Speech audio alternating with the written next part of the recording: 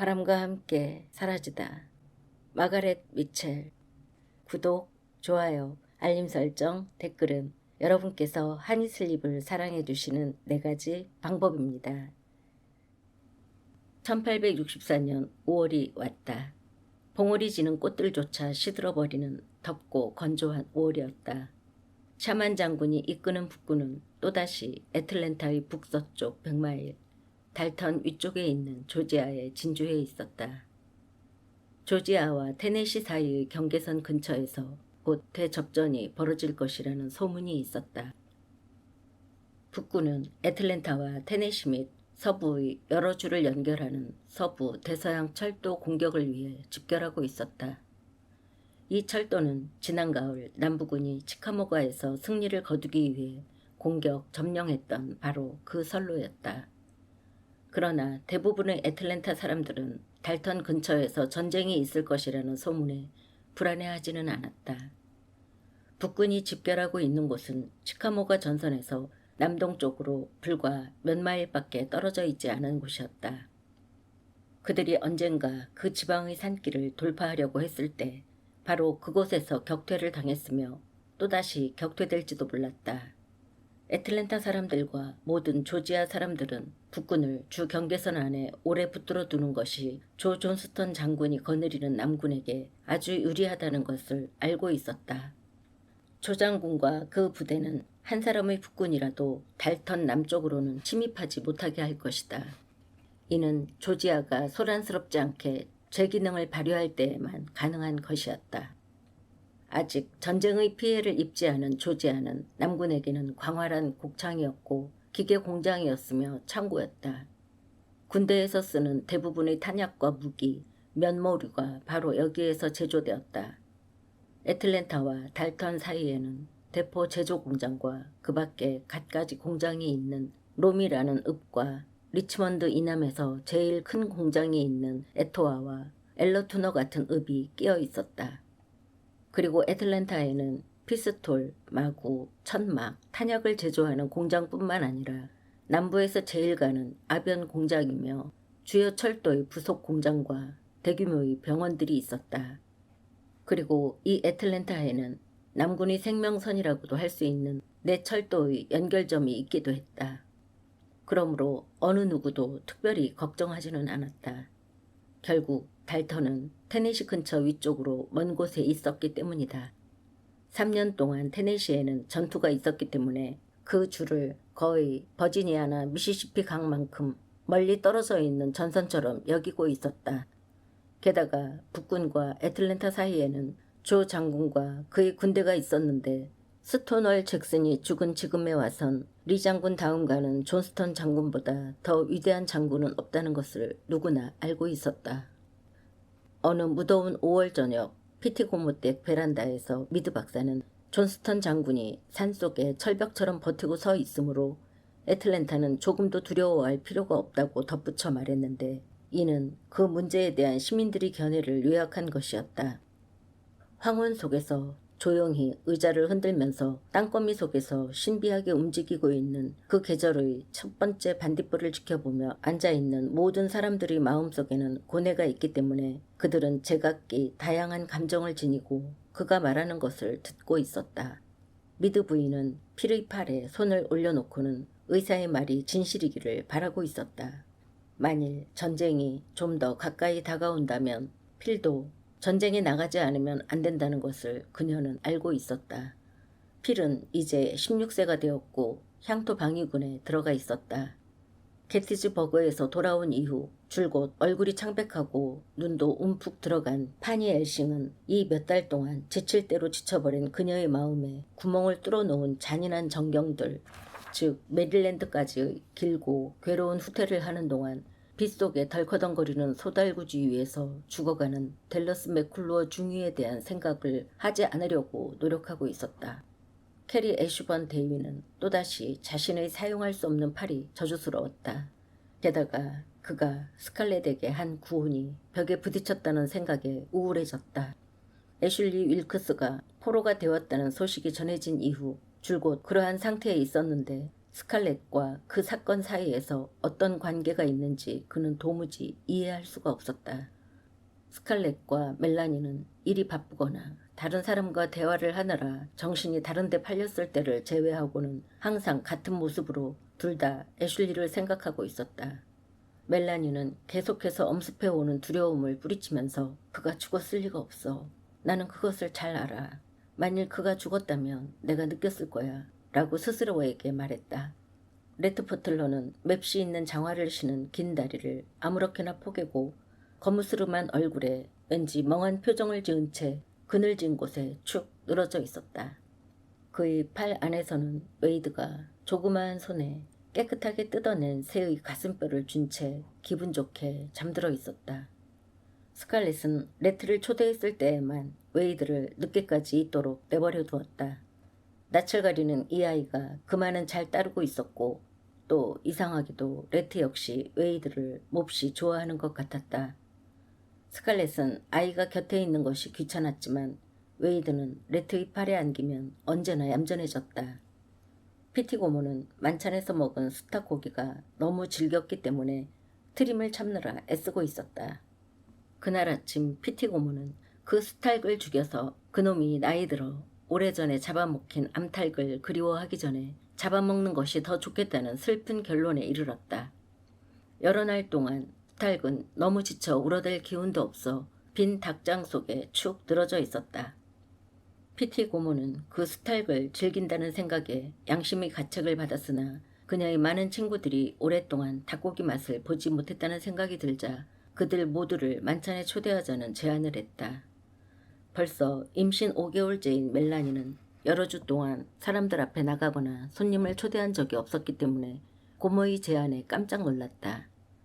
그러나 피티 고모는 이번만은 몹시 고집을 부렸다.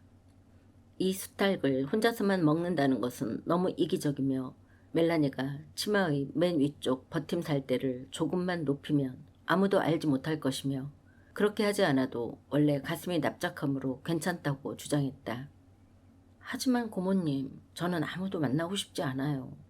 왜냐하면 애슐리가 마치 죽어버린 것처럼 말하는 게 아니야 하고 피티 고모는 말했지만 마음속으로는 애슐리가 죽었다고 확신했기 때문에 목소리가 떨렸다. 애슐리는 너처럼 살아있단다. 손님을 초대하는 것은 너를 위해서도 좋은 일이다. 그리고 또한 파니 엘싱도 초청할 거야.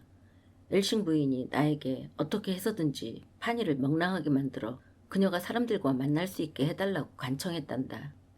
하지만 부모님, 가여운 델러스가 죽은 지 이제 겨우 얼마 되지도 않았는데 강요하는 것은 너무 심해요. 하지만 멜라니, 너까지 내게 그런 말을 한다면 나는 속상해서 울고 싶단다. 난 내 고모니까 무엇이 좋고 나쁜지 잘 판단할 수 있어. 게다가 난 꼭 파티를 열고 싶단다. 이렇게 해서 피티 고모는 만찬을 베풀게 되었는데 만찬이 거의 끝나갈 무렵에 생각지도 않고 또한 바라지도 않던 손님이 나타났다. 수탉 굽는 냄새가 집안에 가득할 때 그 수수께끼 같은 여행에서 돌아온 레트 버틀러가 종이 레이스로 포장한 커다란 봉봉과자 상자를 안고 비꼬는 것인지 진심에서 우러나오는 것인지 알 수 없는 인사를 하며 들어온 것이다. 박사와 미드 부인이 레트를 어떻게 생각하고 있으며 그리고 파니가 군복을 입지 않은 남자에 대해 어떤 불쾌한 감정을 품고 있다는 것을 모르는 바는 아니지만 피티 고모는 레트를 청해 드리지 않을 수 없었다. 미드 부부도 엘싱 모녀도 거리에서 그를 만나면 말조차 나누지 않았다. 그러나 친구 집에서는 물론 아무도 그런 실례를 저지를 수 없었다. 그리고 요즘은 전보다도 더욱 멜라니가 그의 역성을 들고 있었다. 레트가 그녀를 위해 애슐리의 정보를 얻는 데 힘을 써주고부터는 멜라니는 세상 사람들이 그에 대해 뭐라고 하든 언제라도 그의 방문을 기쁘게 맞이하겠다고 공공연히 말하고 있었다. 피티 고모는 이날 레트의 태도가 아주 훌륭한 것을 보고는 안심했다. 그는 파니에게 참으로 마음에서 우러나오는 경의를 표했다.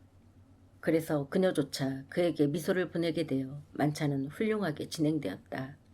그것은 왕후의 향연과도 같았다. 테리 애슈번이 약간의 홍차를 가져왔다. 그것은 그가 앤더슨빌로 가는 도중에 체포된 한 양키의 담배 주머니에서 발견한 것이었다. 그래서 약간 담배 냄새가 났지만 모두 한 잔씩 마셨다. 각자에게 닭고기 한 점씩이 돌아갔고 옥수수를 재료로 하여 양파로 맛을 낸 소스와 그 밖에 말린 콩이 한 접시, 그리고 쌀과 고깃 국물이 넉넉히 있었다. 고깃 국물은 밀가루를 넣지 않았기 때문에 조금 묽기는 했지만 디저트로는 고구마 파이에 레트가 가져온 봉봉 과자가 나오고 신사들이 딸기 술을 즐길 때 레트가 진짜 하바나 담배를 제공하자 정말로 루클루스의 향연처럼 사치스럽다고 모두들 말했다. 신사들이 정면 현관에 있는 숙녀들 사이에 끼어들자 화제는 전쟁 이야기로 돌아갔다. 요즘엔 이야기가 언제나 전쟁에 관한 것으로 변하곤 했다. 어떤 주제의 대화든지 모든 대화가 전쟁에서 시작되어 전쟁으로 끝났다. 가끔은 슬픈 이야기도 또 유쾌한 이야기도 있었지만 항상 전쟁에서 벗어나지는 못했다. 전쟁 중의 사랑 이야기, 결혼, 병원이나 전선에서의 죽음, 야영이나 전투, 행진 중에 일어난 사건, 용감, 비겁, 암살, 비애, 계급의 박탈과 희망. 그렇다. 거기에는 항상 희망이 있었다. 작년 여름에 패배했음에도 불구하고 확고하고 흔들리지 않는 희망이 있었다. 애슈번 대위가 자신이 지원하여 애틀랜타에서 달턴이 전선으로 이동하게 되었다고 말하자 부인들은 그의 딱딱하게 굳은 팔에 눈길을 보내고는 가시면 안 돼요. 당신이 가시면 누가 우리들이 애인이 되어주겠어요. 하고 말하면서 자랑스러운 기분을 숨겼다. 젊은 캐리는 미드 부인이나 멜라니, 피티 고모, 파니와 같은 정숙한 귀부인이나 숙녀들로부터 이런 말을 듣자 어리둥절해하기도 하고 기뻐하는 것 같기도 했다. 그러고는 스칼렛이 정말로 이렇게 생각해 주기를 바라고 있었다. 아무튼 대위는 곧 다시 돌아올 겁니다. 박사는 캐리의 어깨를 끌어안으면서 말했다. 작은 충돌이 한 번 있을 것이며 북군은 테네시로 다시 쫓겨날 것입니다. 그리고 그들이 테네시에 이르면 포레스트 장군이 그들을 처리해 줄 겁니다. 부인들께서는 북군이 가까이 오는 것에 놀라실 필요는 없습니다. 존스턴 장군과 그의 군대가 산속에 철벽같이 버티고 서 있기 때문입니다. 그렇죠. 정말 철벽과 같습니다. 그는 자기의 말을 음미하듯 되풀이했다. 샤먼은 절대로 통과할 수 없습니다. 존스턴 장군을 절대로 격퇴시킬 수 없습니다. 부인들은 그 말에 수긍하면서 미소를 보냈다. 박사의 말은 아무리 사소한 것일지라도 의심할 여지가 없는 진리라고 그들은 생각했기 때문이다. 그리고 다른 것은 몰라도 전쟁에 관해선 남자 쪽이 여자보다 훨씬 잘 알고 있으므로 그가 존스턴 장군을 철벽이라고 하면 거기에 이의가 있을 리 없었다. 오직 레트만이 이야기를 했다. 그는 만찬이 끝난 후에는 한마디 말도 하지 않고 웨이드를 어깨에 기대게 하여 재우면서 어스름한 황혼 속에 앉아 입을 다문 채 다른 사람이 하는 전쟁 이야기에 귀를 기울이고 있었다. 소문에 의하면 샤먼은 지금 원군이 도착하여 10만 이상의 병력을 보유하고 있다더군요. 박사는 그에게 무뚝뚝하게 대답했다. 그는 처음 여기에 도착하여 자기가 아주 싫어하는 레트가 손님의 한 사람이라는 것을 알고부터는 내내 상당히 긴장하고 있었다. 다만 피티페트에 대한 경의와 그가 그녀의 손님으로 참석했다는 점으로 인해 그의 감정을 노골적으로 나타내는 것을 삼가고 있었다. 그래서요? 박사는 날카롭게 대답했다. 존스턴 장군의 병력은 지난번 승리에 용기를 얻어 군기 아래로 되돌아온 탈영병들을 다 계산해도 불과 4만 명에 지나지 않는다고 방금 애슈번 대위도 말씀하신 거로 압니다. 실례합니다. 하고 미드 부인은 성난듯이 끼어들었다. 남부군에는 탈영병들이 없습니다. 실례의 말을 했습니다.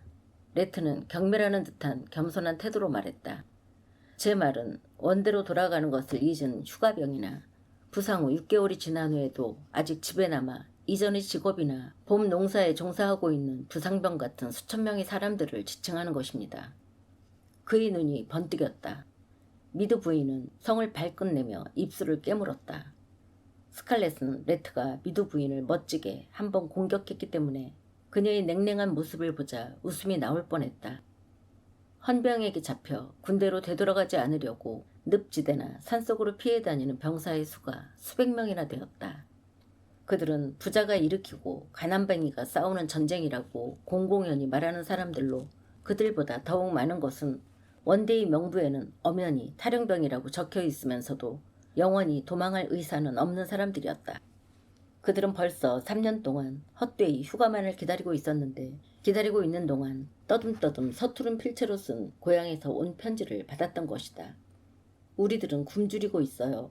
금년에는 수확이 거의 없어요. 아무도 밭갈이 하는 사람이 없기 때문이에요. 우리들은 굶고 있어요. 병참부대의 공출은 엄격하고 또한 우리는 당신에게서 벌써 몇 달째나 돈을 받지 못했어요. 우리들은 마른 콩만으로 살아가고 있어요. 오는 편지마다 불평은 점점 더 심해졌다. 우리들은 굶주리고 있어요. 당신의 아내도 당신의 아이들도 그리고 당신의 부모도 이것이 언제나 끝날까요? 당신은 언제 집에 돌아오세요? 우리들은 굶주리고 또 굶주리고 있어요. 군대의 병력이 급속히 줄어들어 휴가를 주지 않자 이들 병사들은 제멋대로 고향에 돌아가 땅을 갈고 곡식을 심고 집을 고치고 울타리를 만드는 데 전념했다. 연대의 장교들도 이러한 사정을 잘 알고 있었기 때문에 격전이 다가오는 것을 보자 그들은 귀양병들에게 아무런 문책도 하지 않을 것이니 원대로 복귀하라고 써보냈다. 대부분의 병사들은 고향에서도 아직 몇 달은 굶주리지 않고 버틸 수 있음을 알고는 부대로 돌아왔다. 농경 휴가는 적 앞에서 도망하는 것과 동일하게 보진 않았지만 병력을 약화시키는 데 있어서는 마찬가지였다. 미드 박사는 불편한 침묵을 없애기 위해 서둘러 입을 열었는데 그의 목소리는 냉랭했다. 버틀러 선장, 아군과 북군의 병력 차이는 결코 아무런 문제가 안 됩니다. 남군 1명은 12명의 북군과 맞먹습니다. 숙녀들은 고개를 끄덕였다. 모든 사람이 그렇게 알고 있었다. 전쟁 초기에는 그것이 사실이었습니다. 하고 레트는 말했다. 아마 지금도 여전히 사실일 겁니다. 만일 남군 병사에게 탄약과 구두와 음식이 있기만 하다면 말입니다. 애슈번 대위는 어떻게 생각합니까? 레트의 목소리에는 여전히 부드럽고 그럴듯한 겸손함이 가득했다. 캐리 애슈번은 난처한 듯이 보였다. 왜냐하면 그 또한 레트를 아주 싫어했기 때문이다. 그는 기쁘게 박사의 편은 들 수 있었지만 거짓말을 할 수는 없었다. 그가 팔이 불편함에도 불구하고 전선으로 이동을 지원한 이유는 일반 시민들이 깨닫지 못하는 절박한 상황을 인식했기 때문이다. 나무 의족에 비틀거리고 한쪽 눈을 잃고 손가락이 날아가고 한쪽 팔이 떨어져 나간 많은 사람들이 병참부대 병원과 우편과 철도의 일로부터 다시 원래의 전선으로 묵묵히 돌아가려 하고 있었다. 그들은 조 장군이 1명의 병사라도 더 필요로 한다는 것을 알고 있었기 때문이다. 캐리가 아무 말도 하지 않자 미드 박사는 참을 수가 없었던지 고함을 질렀다. 아군은 전에는 구두나 식량이 없이 싸우고도 훌륭히 승리를 거두었습니다. 그들은 또다시 싸워 이길 것입니다. 존스턴 장군은 결코 패하지 않아요. 옛날부터 산의 요새는 언제나 침략을 당한 사람들의 피난처요 강력한 보루였습니다. 테르모필레를 생각해 보시오. 스칼렛은 열심히 생각했으나 테르모필레가 무엇인지 알 수가 없었다. 테르모필레에선 최후의 한 사람까지 죽지 않았습니까, 박사님? 레트가 물었다. 그의 입술은 웃음을 참느라고 일그러졌다. 젊은 친구, 자네는 나를 모욕하려는 건가? 천만에요, 박사님. 그건 오해입니다. 저는 단지 알고 싶을 뿐입니다. 저는 고대사를 잘 기억하지 못하거든요. 만일 북군이 조금이라도 더 조지아에 침입하게 되는 날에는 아군은 최후의 한 사람까지 기꺼이 죽을 것입니다. 하고 박사는 소리쳤다. 하지만 그런 일은 있을 리가 없소. 아군은 단 한 번의 작은 전투로 그들을 조지아에서 쫓아낼 것이니까요. 피티페트 고모가 갑자기 일어나 스칼렛에게 피아노를 치며 사람들에게 노래를 들려달라고 청했다. 그녀는 대화가 급속하게 깊고 격렬한 소용돌이를 향해 진행되고 있음을 알았던 것이다. 레트를 만찬에 초대하면 어려움이 있으리라는 것을 그녀는 잘 알고 있었다. 레트가 나타나기만 하면 언제나 문제가 생겼다. 그러나 그가 어떻게 문제를 일으키는지 그녀로서는 결코 정확히 이해할 수가 없었다. 단지 저런 하고 생각할 뿐이었다. 스칼렛은 이 남자를 어떻게 생각하고 있는 것일까? 그리고 멜라니는 왜 이 남자를 두둔할까? 스칼렛이 순순히 응접실로 나아가자 현관에는 침묵이 흘렀다. 이 침묵은 레트를 향한 분노로 맥박치고 있었다. 천하무적 존스턴 장군과 그의 군대의 승리를 어느 누가 진심으로 믿지 않을 수 있겠는가? 믿는다는 것은 신성한 의무이다. 설령 믿을 수 없는 반역자라 할지라도 적어도 입을 다물고 있는 예의는 지켜야 한다. 스칼렛은 잠시 피아노를 쳤다. 당시에 유행하는 노래를 부르는 그녀의 목소리가 달콤하면서도 슬프게 응접실에서 흘러나왔다. 새하얀 벽의 그 병실에 죽은 사람과 죽어가는 사람이 누워있네. 총칼과 유탄과 포탄에 다친 누군가의 사랑하는 사람이 어느 날 실려왔네. 누구의 연인일까? 너무나 젊고 용감한 사람. 그의 창백하고 부드러운 얼굴에 아직 남아있는 곧 무덤의 먼지 속에 감추어질 아쉬워하는 듯한 그의 소년 시절의 아름다운 모습은 금발의 고수머리가 헝클어지고 이슬에 젖었네. 스칼렛의 불완전한 소프라노가 슬프게 울려나왔다. 그러자 파니가 반쯤 몸을 일으켜 가냘프면서도 억누르는 듯한 목소리로 말했다. 뭔가 다른 노래를 불러줘. 스칼렛이 놀라고 당황하였기 때문에 피아노 소리가 뚝 그쳤다. 그러고는 황급히 회색의 군복의 첫 구절을 쳤으나 그것 역시 너무 잔인하다고 생각했기 때문에 음을 틀리게 쳐버렸다. 그녀는 너무 당황했기 때문에 피아노 소리는 다시 멈추고 말했다. 모든 노래가 죽음과 이별 그리고 슬픔과 관계된 것이었다. 레트가 갑자기 일어나더니 웨이드를 파니의 무릎에 올려놓고는 응접실로 들어갔다. 나의 그리운 켄터키 집을 치십시오. 그가 조용히 부드럽게 제안하자 스칼렛은 고맙게 여겨 그것을 치기 시작했다. 그녀의 소프라노와 레트의 훌륭한 베이스가 화음을 이루었다. 그들이 2절로 들어가자 현관에 있던 사람들은 이 노래 역시 그렇게 즐거운 것은 아니었지만 마음은 훨씬 편안해졌다. 괴롭고 무거운 짐을 나르는 것도 이젠 며칠뿐이라오. 가벼워지지 않을 짐이라면 무겁고 가벼운 게 무슨 소용이람. 비틀거리며 이 길을 가는 것도 이제 며칠뿐이라오. 그리운 나의 켄터키 집이 있어요. 안녕.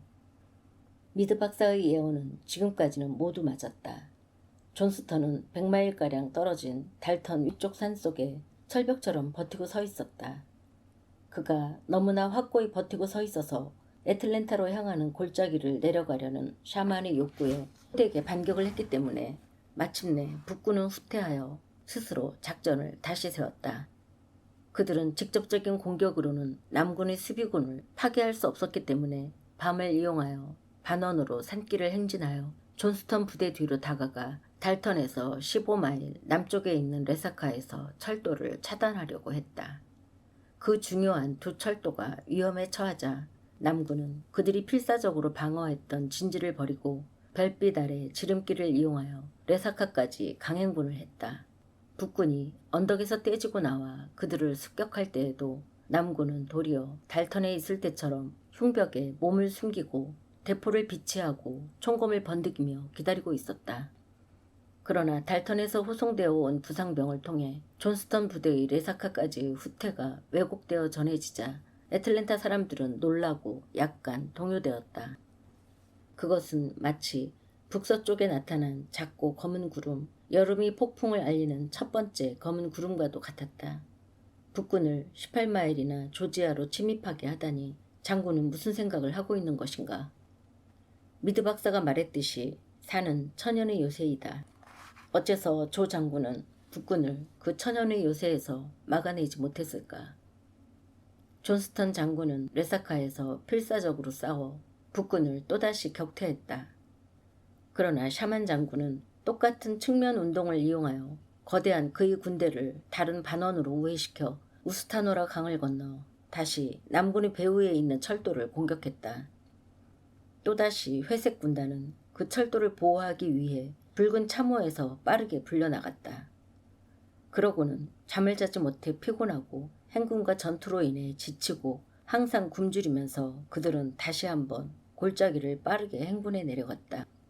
그들은 북군보다 앞서서 레사카로부터 6마일 아래에 있는 카룬이라는 작은 마을에 도착하여 진지를 구축하고 북군의 공격에 대비하였다.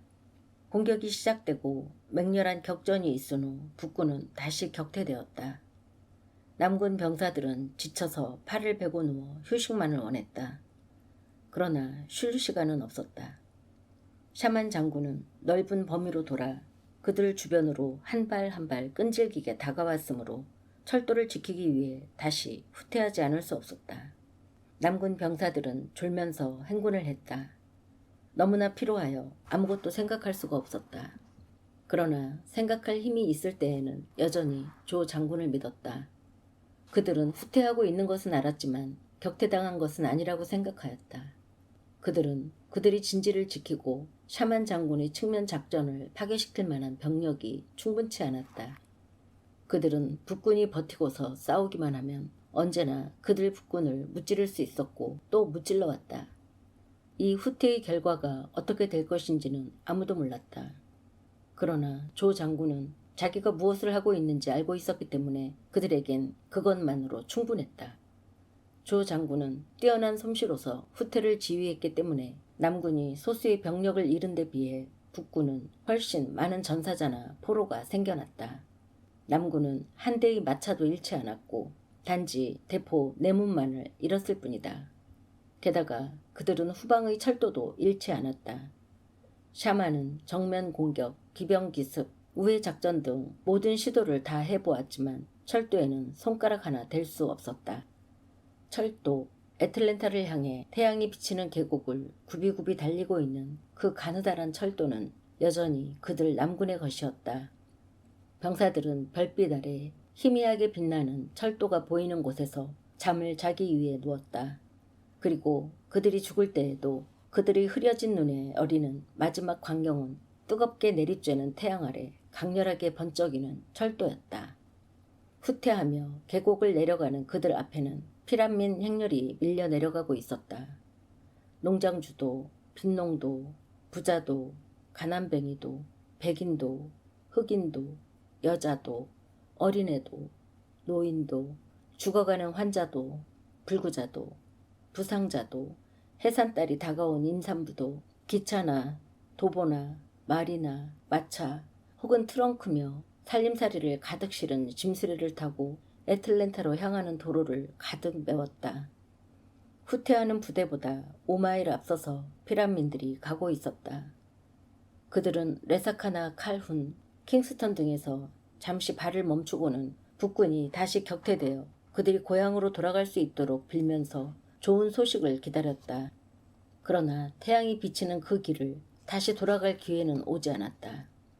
회색 군단은 사람도 없는 저택을, 버려진 농가를, 문이 반쯤 열린 아무도 없는 오두막집을 지나갔다.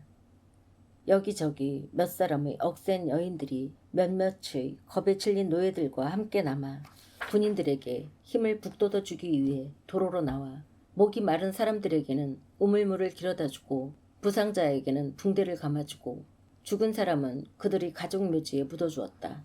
그러나 해가 내리비치는 계곡의 대부분의 농장들은 버려지고 황폐해졌으며 사람의 손이 안 간 곡식들은 타는 듯한 밭에 그대로 서 있었다. 또다시 카룬에서 측면 공격을 받은 존스턴 장군은 아데어즈빌로 후퇴해 갔는데 그곳에서 격렬한 일전을 벌인 다음 캐스빌로, 그러고는 다시 카터즈빌 남방으로 후퇴해 갔다. 그러자 적군은 마침내 달턴에서 55마일 떨어진 지점까지 전진해 왔다. 격렬한 전투를 하며 다시 15마일 더 후퇴한 남군은 뉴호프 처치에 마지막 진지를 구축했다. 북군은 사정없이 거대한 뱀처럼 꼬리를 틀고 독이 있는 혀를 날름거리며 덤벼들고 상처를 입으면 뒤로 물러섰다가 또다시 반격을 가했다. 뉴호프 처치에선 11일 동안 쉬지 않고 모든 북군이 피투성이가 되어 물러나는 필사적인 격전이 벌어졌다. 그때 존스턴 장군은 또다시 우회 공격을 받아 허술해진 군대를 수마일 철수시켰다. 뉴호프 처치에서의 남군의 사상자와 부상자 수는 막대했다. 부상자들은 기차에 가득 실려 애틀랜타로 흘러들어왔기 때문에 이것을 본 마을 사람들은 완전히 기가 질렸다. 치카모가 전투에서조차 이렇게 많은 부상자를 낸 적이 없었다. 병원은 초만원이 되어 부상자들은 비어있는 상점 마루와 창고의 목화상자 위에까지 눕혀졌다. 여관과 하숙집과 개인집 등은 모두가 부상병으로 가득 찼다. 피티 고모는 멜라니가 임신 중이어서 비참한 광경을 보면 유산을 할지도 모르기 때문에 낯선 사람들을 집안에 들이는 것이 온당치 않다고 우겼지만 그녀의 집도 숙소로 할당되었다. 그러나 멜라니는 치마의 윗 버팀 살대를 조금 높이 올려 그녀의 불룩해진 배를 감추었다. 그러자 부상병들이 이 벽돌집에 밀어닥쳤다. 식사 준비를 하거나 안아 일으켜주고 돌려 눕혀주고 부채로 붙여주고 붕대며 가지를 빨아주는 시간이 끝도 없이 계속되고 옆방 남자의 헛소리에 잠 못 이루는 무더운 밤이 계속되었다. 이 마을도 부상병들로 가득 차서 더 이상 부상병들을 돌볼 수 없게 되자 계속 증가하는 부상병들을 메이콘과 오가스타 병원으로 보냈다. 모순된 정보를 가져오는 부상자들의 물결과 이미 사람들로 가득 찬 마을로 밀려드는 피난민의 증가로 애틀랜타는 큰 법석을 피웠다. 지평선 위에 나타난 작은 구름이 순식간에 크고 험악한 구름덩이가 되어 거기에서 희미하지만 차가운 바람이 불어오는 것 같았다. 어느 누구도 아군이 패배하지 않았다는 것을 믿지 않는 사람은 없었지만 모든 사람들, 즉 적어도 시민들은 존스턴 장군에 대한 신뢰를 버렸다. 뉴호프 처치는 애틀랜타에서 불과 35일밖에 떨어져 있지 않는가. 장군은 이 3주일 동안에 65마일을 북군에게 쫓기고 있었던 것이다. 어째서 그는 끝없이 후퇴만 하고 북군을 막아내지 못하는가. 그는 바보다. 아니 바보보다 더하다. 향토 방위군인 노인들과 국민군들은 애틀랜타에서 편안히 앉아 우리라면 정세를 좀 더 유리하게 이끌어 나갔을 거라고 주장하면서 자기들의 주장을 입증하기 위해 테이블 위에 지도를 펼쳤다. 장군의 군대는 점점 수가 줄어들고 좀 더 후퇴해야만 하자 장군은 필사적으로 주지사 브라운에게 바로 향토 방위군과 국민군의 참가를 요청했다. 그러나 국민군은 상당히 안심하고 있었다. 이미 주지사는 남부 대통령인 제프 데이비스의 요청도 거절했는데 하물며 그가 존스턴 장군의 요구에 응하겠는가. 싸우고는 후퇴하고 또 싸우고는 후퇴하고 70마일을 25일 동안 남군은 거의 매일 전투를 계속했다. 뉴호프 처치는 이제 남군의 후방에 있었다. 미친 사람의 꿈같은 기억, 더위, 먼지, 굶주림, 피로, 수레바퀴 자국으로 울퉁불퉁하게 된 황토길과 진창 속의 행군 후퇴, 참호 전투와 같은 어지러운 안개 속에 있는 기억, 후퇴, 참호, 전투, 뉴호프 처치는 다른 세계의 악몽과 같았다. 빅샨티도 악몽과 같았는데 그곳에서 남군은 악마와 같은 북군에게로 돌아가서 그들과 전투를 했다. 그러나 들판이 죽은 사람들로 파랗게 될 때까지 북군과 싸웠으나 북군은 언제나 줄어들지 않고 더욱 늘어났다. 즉 새로운 군대가 나타난 것이다. 그들이 앞에는 언제나 남동쪽으로 무서운 북군의 파란 옷이 가로막혔다가는 남군의 배후로 철도로 그리고 애틀랜타로 향해 왔다. 빅샨티에서부터 지치고 잠을 자지 못한 군대는 마리에타라는 작은 읍내 근처에 있는 케네소우 산까지 도로를 따라 후퇴하여 내려가 거기서 10마일에 걸친 반원으로 진지를 쳤다. 산 사면에 참호를 파고 산 꼭대기에 대포를 설치했다. 노새는 산을 오를 수 없었기 때문에 사람들은 땀을 흘리고 욕설을 퍼부으면서 험한 언덕길로 무거운 대포를 끌어올렸다. 애틀랜타로 오고 있는 연락병과 부상자는 겁에 질린 마을 사람들을 안심시킬 만한 정보를 가져왔다. 케네소우 산은 난공불락이다. 근처의 파인 산과 로스트 산도 또한 그렇게 방비되었다. 북군도 이번에는 존스턴 장군을 패배시킬 수 없었다. 산 꼭대기에서 대포가 몇 마일 안의 모든 길을 살피고 있으므로 틀림없이 우회 작전을 못할 것이다. 애틀랜타 시민들은 약간은 안심할 수 있었다. 그러나 케네소우 산은 불과 22마일밖에 떨어져 있지 않았다. 케네소우산에서 처음으로 부상자가 실려온 어느 날 아침 7시에 메리웨더 부인의 마차가 피티고머의 집에 멎더니 흑인 레비 영감이 스칼렛에게 즉시 옷을 갈아입고 병원에 와달라는 말을 전했다. 선잠을 깬 파니 엘싱과 본넬댁의 딸들이 마차 뒷좌석에서 하품을 하고 있었고, 엘싱의 보모는 세탁한 붕대 바구니를 무릎 위에 놓고 시무룩한 모습으로 상자 위에 앉아 있었다. 간밤엔 새벽까지 향토 방위군 파티에서 춤을 추었기 때문에 발이 아픈 스칼렛은 겨우 자리에서 일어났다. 그리고 언제나 병원 일을 할 때 입는 가장 낡고 초라한 옥양목 작업복의 단추를 프리시에게 채우게 하면서 입 밖에는 내지 않았지만 부지런하고 힘이 좋은 메리웨더 부인을 저주했다. 커피 대신 볶은 옥수수와 말린 감자를 삶아낸 씁쓸해한 액체를 마신 후에 그녀는 다른 처녀들과 합류하기 위해 나갔다. 스칼렛은 간호하는 일에 진저리를 내고 있었다. 바로 오늘 그녀는 메리웨더 부인에게 엘렌이 고향을 한번 방문하려는 편지를 했다고 말할 생각이었다. 그러나 말하지 않는 편이 좋을 뻔했다. 왜냐하면 소매를 걷어붙이고 건강한 몸을 커다란 에이프런으로 둘러싼 이 놀랄만한 노인은 스칼렛을 한번 날카롭게 쳐다보고는 도리어 기세당당하게 말했던 것이다. 스칼렛 해밀턴, 나에게 그런 바보 같은 소리는 하지 말아요. 오늘 내가 당신 어머니께 편지를 써서 당신이 무척이나 필요하다고 말하겠어요. 그분은 틀림없이 내 말을 이해하고는 당신에게 이곳에 머물라고 말씀하실 거예요. 자, 에이프런을 두르고 미드 박사에게 뛰어가요. 그는 붕대를 가지고 도와줄 사람이 필요해요. 아, 어쩌나. 스칼렛은 따분해진 마음으로 생각했다. 그것은 단지 문제만 일으킬 텐데 어머니는 나를 이곳에 머물게 하실 거야. 더 이상 이 냄새를 맡는다면 죽고 말 거야. 나도 할머니가 되어 부림을 당하지 않고 젊은 처녀들을 부려먹기나 했으면, 그리고 메리웨더 부인 같은 늙은 고양이에게는 헬리팩스로 꺼져버리라고 고함을 쳤으면. 사실 그녀는 병원이라든가 악취가, 격렬한 아픔이라든가 불결한 육체 따위에 진저리가 났다. 이전에는 간호하는 것에 어떤 호기심이나 낭만을 느꼈지만 그런 것은 1년 전에 사라져버렸다. 게다가 후퇴하면서 부상당한 병사들은 이전의 부상병들처럼 그렇게 매혹적이지 않았다. 그들은 그녀에게 거의 흥미를 보이지 않았으며. 전쟁의 상황은 어떻습니까? 존스턴 장군은 지금 무엇 하고 있습니까? 존스턴 장군은 강력하고 현명한 친구지요. 외에는 거의 말을 하지 않았다. 스칼렛은 존스턴 장군을 결코 위대한 인간이라고는 생각지 않았다. 장군이 한 일이란 고작해야 북군을 88마일이나 조지아 안으로 들어오게 한 것뿐이었다. 아니, 그들은 조금도 매력이 없었으며 게다가 그들 대다수는 죽어가고 있었다. 그들은 애틀랜타에 와서 의사의 치료를 받기도 전에 폐혈증이나 회저나 장티푸스나 폐렴에 걸려 그것에 저항할 힘도 없이 말없이 빠르게 죽어가고 있었다. 그날은 몹시 더워서 여러 젖들인 창문으로 파리들이 떼지어 들어왔다.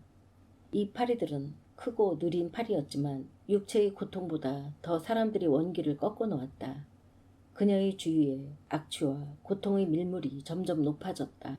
손에 세숫대야를 들고 미드 박사를 따를 때면 새로 풀을 먹인 그녀의 옷에서는 땀이 번져 나왔다. 아, 회저에 걸린 썩은 살에 의사가 번쩍이는 메스를 찌를 때 구역질을 하지 않으려고 애쓰지만 의사 곁에 서 있을 때의 그 메스꺼움이란. 아, 그리고 절단을 하고 있는 수술실에서 들려오는 비명을 들을 때의 그 공포.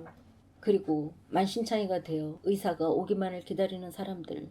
비명으로 귀가 먹먹해진 사람들. 미안하지만 그 손은 잘라내야 해. 그래, 알고 있어.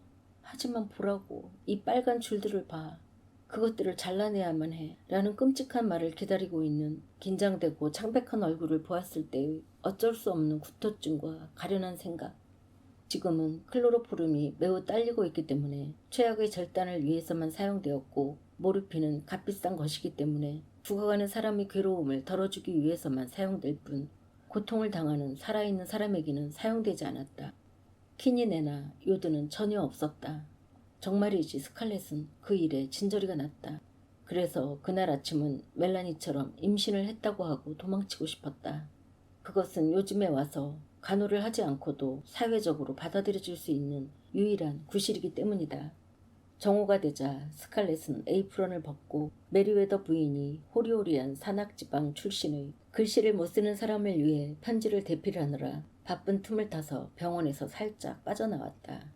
스칼렛은 더 이상 그 일을 참을 수가 없다고 생각했다. 그 일은 그녀의 책임이었고 정오에 부상병들이 기차로 후송되어 오면 저녁 때까지는 쉬지 않고 계속해서 바쁘게 일해야 한다는 것을 알고 있었다. 아마도 식사할 여유도 없이 그녀는 피치트리가를 향해 2개의 작은 거리를 급히 달려갔다. 그러고는 꽉 졸라맨 레이스 코르셋이 허락하는 대로 신선한 공기를 깊이 들이마셨다. 그녀는 모퉁이에서 이제는 무엇을 해야 할지 확실하지도 않고 PT 고모댁에 가는 것도 부끄럽고 그렇다고 병원으로 되돌아가고 싶지도 않아서 멍하니 서 있었다. 그때 마침 레트 버틀러가 지나갔다. 마치 넝마주의 아이처럼 보이는군요. 땀으로 줄무늬가 지고 세수대야에서 튀김물로 여기저기 얼룩이진 게다가 수선까지 한 연보랏빛 옥양목 옷을 바라보면서 그가 말했다. 스칼렛은 당황하고 분개하여 화를 냈다. 어째서 이 남자는 언제나 여자의 옷에만 관심을 가지는 걸까? 그리고 왜 꼴불견 같은 그녀의 현재의 옷차림을 그처럼 노골적으로 비평하는 걸까? 당신에게서는 아무 말도 듣고 싶지 않아요. 저를 마차에 태워 어디론가 아무도 볼 수 없는 곳으로 데려다 주세요. 저는 교수형을 당한다 할지라도 병원에는 돌아가지 않겠어요. 내가 이 전쟁을 일으킨 것도 아니고 내가 죽도록 일해야 할 이유도 없어요. 그리고 우리의 영광스러운 명분에 대한 반역자시군. 남의 이야기를 하시는 것 같군요. 저를 좀 태워주세요. 어디로 가든지 상관없어요. 지금은 드라이브나 해요. 레트는 마차에서 훌쩍 뛰어내렸다. 그러자 스칼렛은 온전한 남자, 눈이며 팔이 병신이 아닌 혹은 고통으로 창백해지고 말라리아로 노랗게 되지 않은 그리고 적당히 살이 오르고 건강한 온전한 남성을 보는 것이 너무나 좋다는 생각이 갑자기 들었다. 그는 또한 복장도 훌륭했다. 그의 코트와 바지는 같은 감으로 만들었으며 헐렁하거나 활동할 수 없을 정도로 꼭 끼지도 않고 그에게 꼭 맞았다. 더구나 그 옷들은 더러운 맨살이나 털난 다리가 들여다 보이는 누더기가 아니라 새로 맞춘 옷이었다. 그는 세상 일에는 조금도 관심이 없는 것처럼 보였다. 다른 사람들이 그처럼 두려워하고 무엇에 사로잡힌 듯한 무서운 얼굴을 하고 있는 오늘날에 있어서는 그의 이런 옷차림 자체가 놀랄만한 것이었다. 햇볕에 탄 그의 얼굴은 온화했고 여인의 입술처럼 육감을 숨기지 않는 그의 붉고 선명한 입술은 그녀를 마차에 태우면서 태평스럽게 미소를 짓고 있었다. 그의 건장한 몸의 근육이 잘 맞는 옷 속에서 물결쳤다. 그가 옆에 앉자 항상 그랬듯이 그의 힘찬 육체적 정력이 질풍처럼 그녀를 압박해왔다. 그녀는 당황하고 조금은 두려워하면서 그의 우뚝 솟은 힘찬 어깨 언저리를 매혹적인 눈길로 바라보았다. 그의 몸은 정말 건강하고 튼튼하였다. 그의 정신만큼이나 그의 육체는 햇빛 아래 몸을 쭉 뻗은 표범처럼 굼뜬 것 같으면서도 금방이라도 덤벼들어 일격을 가할 것 같은 팬더처럼 민첩한 정말로 편안하고 우아한 힘을 지니고 있었다. 꼬마 협작분 아가씨, 레트는 말을 물면서 말했다. 밤새도록 병사들과 춤을 추고 장미나 리본을 선사하면서 대의 명분을 위해서라면 마치 죽기라도 할 듯이 말하던 사람이 상처에 붕대를 감거나 이를 몇 마리 잡으라고 하면 황급히 달아나는군요. 뭔가 다른 이야기는 할 수 없어요? 그리고 좀 더 마차를 빨리 몰 순 없나요? 메리웨더 할아버지가 가게 밖으로 나왔다가 나를 보고 그 늙은 메리웨더 부인에게 고자질이라도 하면 큰일이에요. 레트는 말에 채찍을 가했다. 그러자 마차는 5포인트를 눈 깜짝할 새에 지나 시가지를 둘로 나누는 철도를 가로질렀다. 부상병을 실어 나르는 기차는 벌써 도착해 있었고 들것꾼들은 부상자들을 앰뷸런스에 태우고 포장을 친 군용 마차로 옮기면서 뜨거운 햇빛 아래에서 바쁘게 일하고 있었다. 스칼렛은 그 장면을 보고도 전혀 양심의 가책을 느끼지 않고 단지 무사히 도망쳤다는 데 대한 큰 안도감만을 갖고 있었다. 저는 이제 병원이라면 지긋지긋해요. 그녀는 주름이 진 스커트를 펴고 모자를 턱 밑으로 좀 더 단단히 묶으면서 말했다. 그리고 날마다 점점 더 많은 부상자들이 실려와요. 모두 존스턴 장군의 실수예요. 만일 그가 달턴에서 북군을 저지해주기만 했더라면 그들은 하지만 장군은 북군을 막아내고 있지 않습니까? 만일 그가 계속해서 그곳을 사수하려고 했다면 샤마는 그를 측면 공격하여 그의 군대에 포위되어 분쇄되고 말았을 겁니다. 그렇게 되면 철도도 빼앗겼을 겁니다. 그 철도는 존스턴 장군이 필사적으로 사수하려고 했던 것입니다. 그것은 스칼렛은 군의 전략도 잘 알지 못하면서 우겨댔다. 어쨌든 그건 그의 실수예요. 그는 어떤 조치를 취했어야만 했어요. 제 생각으로는 그를 파면시켜야 해요. 어째서 장군은 후퇴만 하고 버티고 싸우지는 않는 거죠? 당신은 다른 모든 사람들처럼 불가능한 일을 못한다고 그를 파면시키라고 떠들고 있군요. 장군은 달턴에서는 구원자 예수였소. 그런데 지금은 불과 6주밖에 지나지 않은 지금은 케네소우 산에서 배반자 유다가 되어버렸군요. 그러나 만일 그가 북군을 20마일쯤 몰아내면 다시 그는 예수가 될 것입니다. 자, 샤마는 존스턴 장군의 2배 이상의 병력을 보유하고 있으니 우리 아군 한 사람에 대해서 적은 2사람의 병력을 이룰 수 있습니다.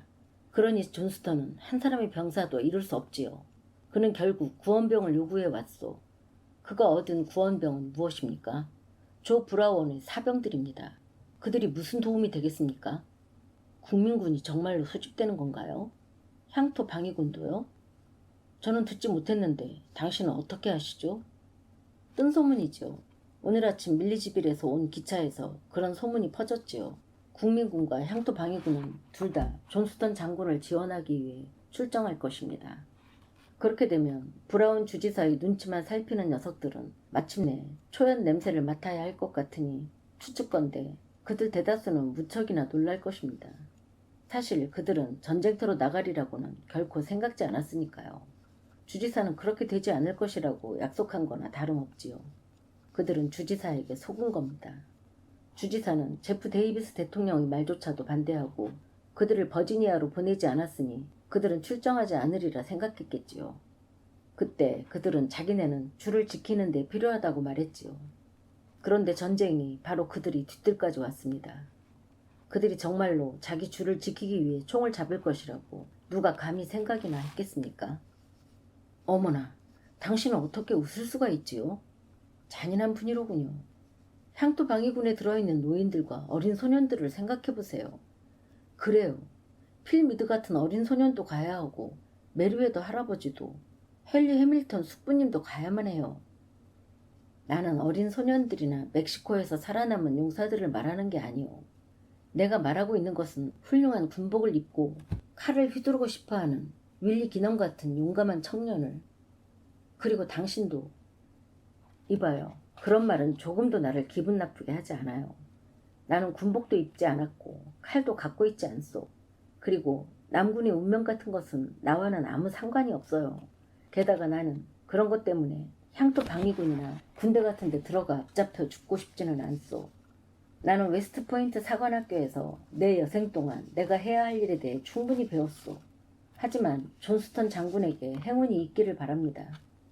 리 장군은 버지니아의 북군만으로도 무척 바쁘고 힘겹기 때문에 존스턴 장군을 도우러 갈 수 없을 겁니다.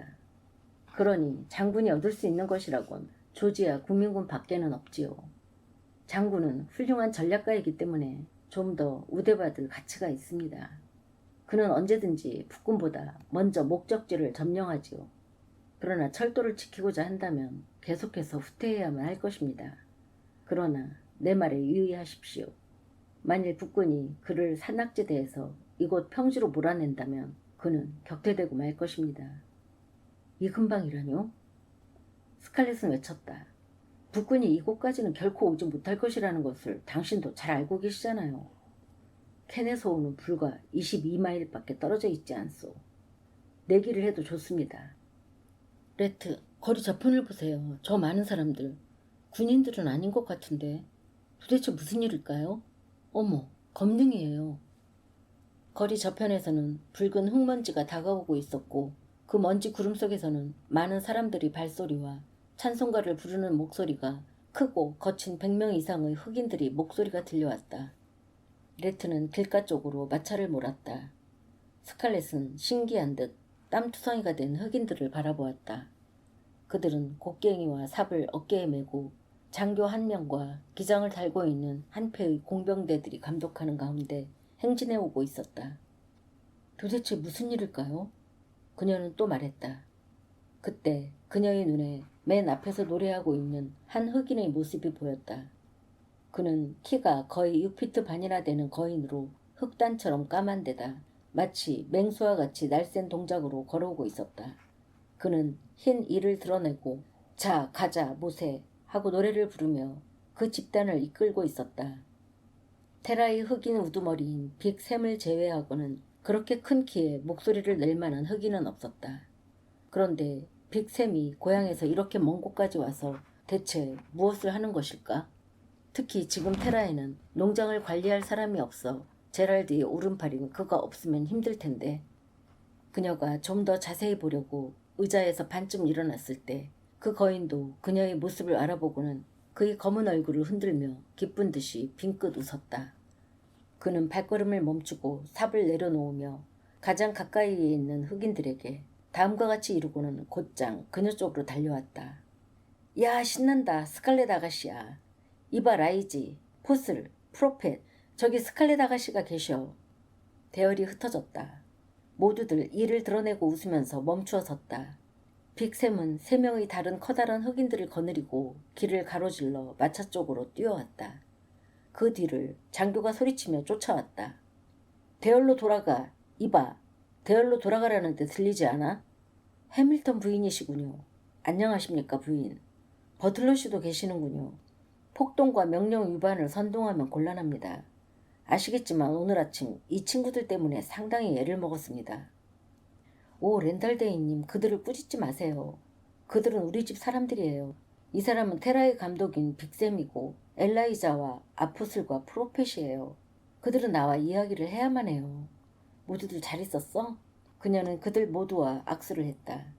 그녀의 자그마한 흰 손이 그들이 크고 검은 소나귀에 숨겨지고 4명의 검둥이들은 그녀와 만난 것이 기쁘고 너무나 아름다운 젊은 부인을 모시고 있는 것이 자랑스러워 그들 동료들 앞에서 뛰어다니며 으스대었다. 테라에서 이렇게 멀리 나와서 무엇을 하고 있는 거야? 달아났구나. 틀림없어. 감시인들이 틀림없이 잡을 것이라는 것을 몰랐어? 그들은 이 가벼운 농담에 기쁜 듯이 소리질렀다. 도망쳤다고요? 빅샘이 대답했다. 아닙니다. 우리들은 도망치지 않았습니다.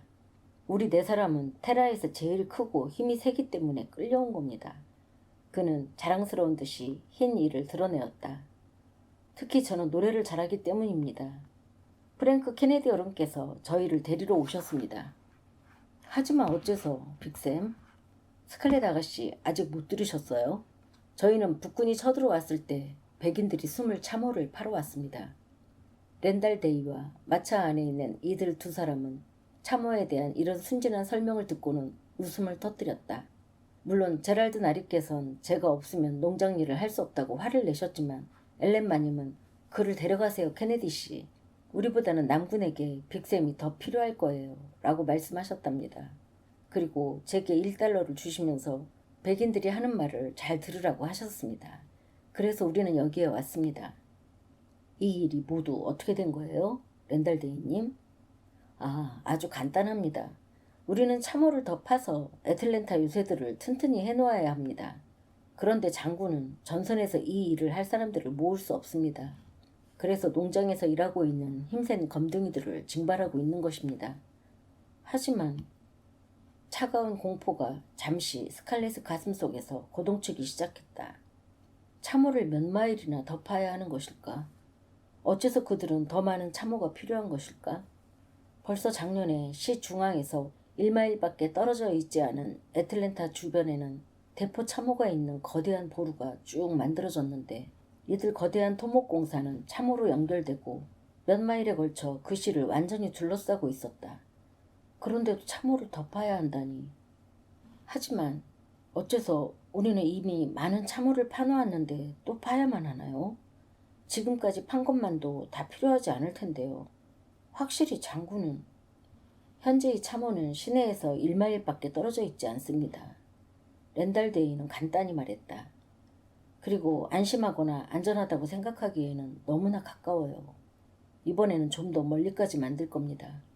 아시겠지만 또다시 후퇴하면 아군은 애틀랜타까지 들어오게 될지도 모릅니다. 얼른 그는 자기의 마지막 말을 후회했다. 스칼렛의 눈이 깜짝 놀라 커졌기 때문이다. 그러나 물론 더 이상의 후퇴는 없을 겁니다. 그가 황급히 덧붙였다. 적은 케네소우산 주변의 군대를 공략할 수 없습니다. 대포들이 모두 산 양쪽에 배치되어 길을 내려다보고 있기 때문에 북군이 도저히 들어올 수 없습니다. 그러나 스칼렛은 레트가 느린 듯 하면서도 찌르는 듯한 눈길을 그에게 보내자 그가 눈을 내리까는 것을 보았다. 그녀는 두려웠다. 그녀는 레트의 말이 생각났다. 북군이 그들을 산에서 이 평지로 밀어내면 장군은 격퇴될 것이다. 오 대인님, 당신은 그런 일이 물론 있을 수 없지요. 걱정하지 않으셔도 됩니다. 존스턴 장군은 단지 예방하자는 것입니다. 좀 더 많은 참호를 파자는 것뿐입니다. 하지만 저는 이제 가보아야 합니다. 부인과 이야기를 나누는 것은 즐겁습니다만 너희들도 주인께 작별 인사를 해라. 그리고 가자. 모두들 잘 가. 만일 병이 나거나 다치거나 어려운 일이 생기면 내게 알려줘. 난 피치트리가를 똑바로 내려가면 이 도시 맨 끝에 있는 집에 살고 있어. 잠깐만 기다려. 그녀는 손가방을 열어보았다. 어머나, 1센트도 없네. 레트, 소액 지폐 몇 장만 빌려주세요. 이봐 빅샘, 모두들 담배라도 조금씩 사피워. 그리고 랜달 대위님이 말씀하시는 대로 잘 따라야 해. 흩어졌던 대열이 다시 정돈되고 그들이 움직이기 시작하자 불그스름한 먼지 속에서 다시 흙먼지가 일어났다. 빅샘은 다시 노래를 부르기 시작했다.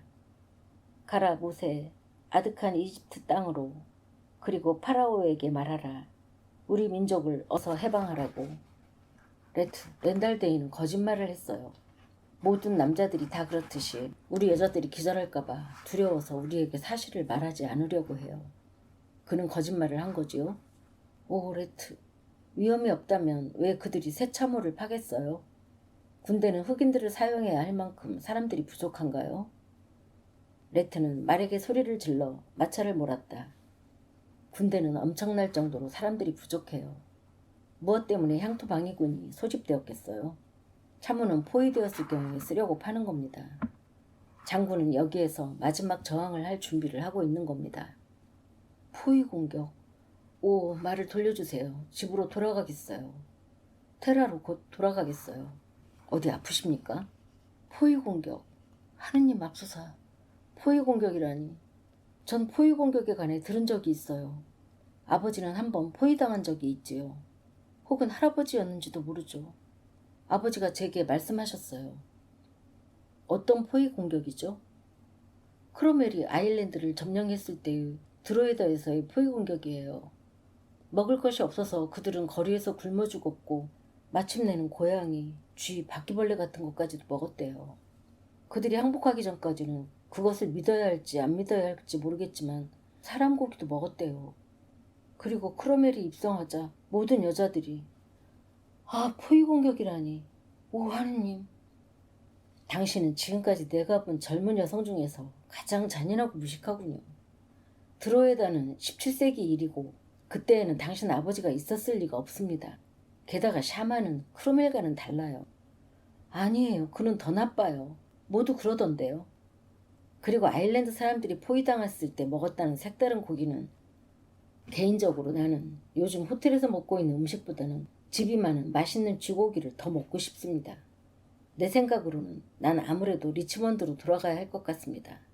돈만 있다면 당신은 그곳에서 맛있는 음식도 먹을 수 있습니다.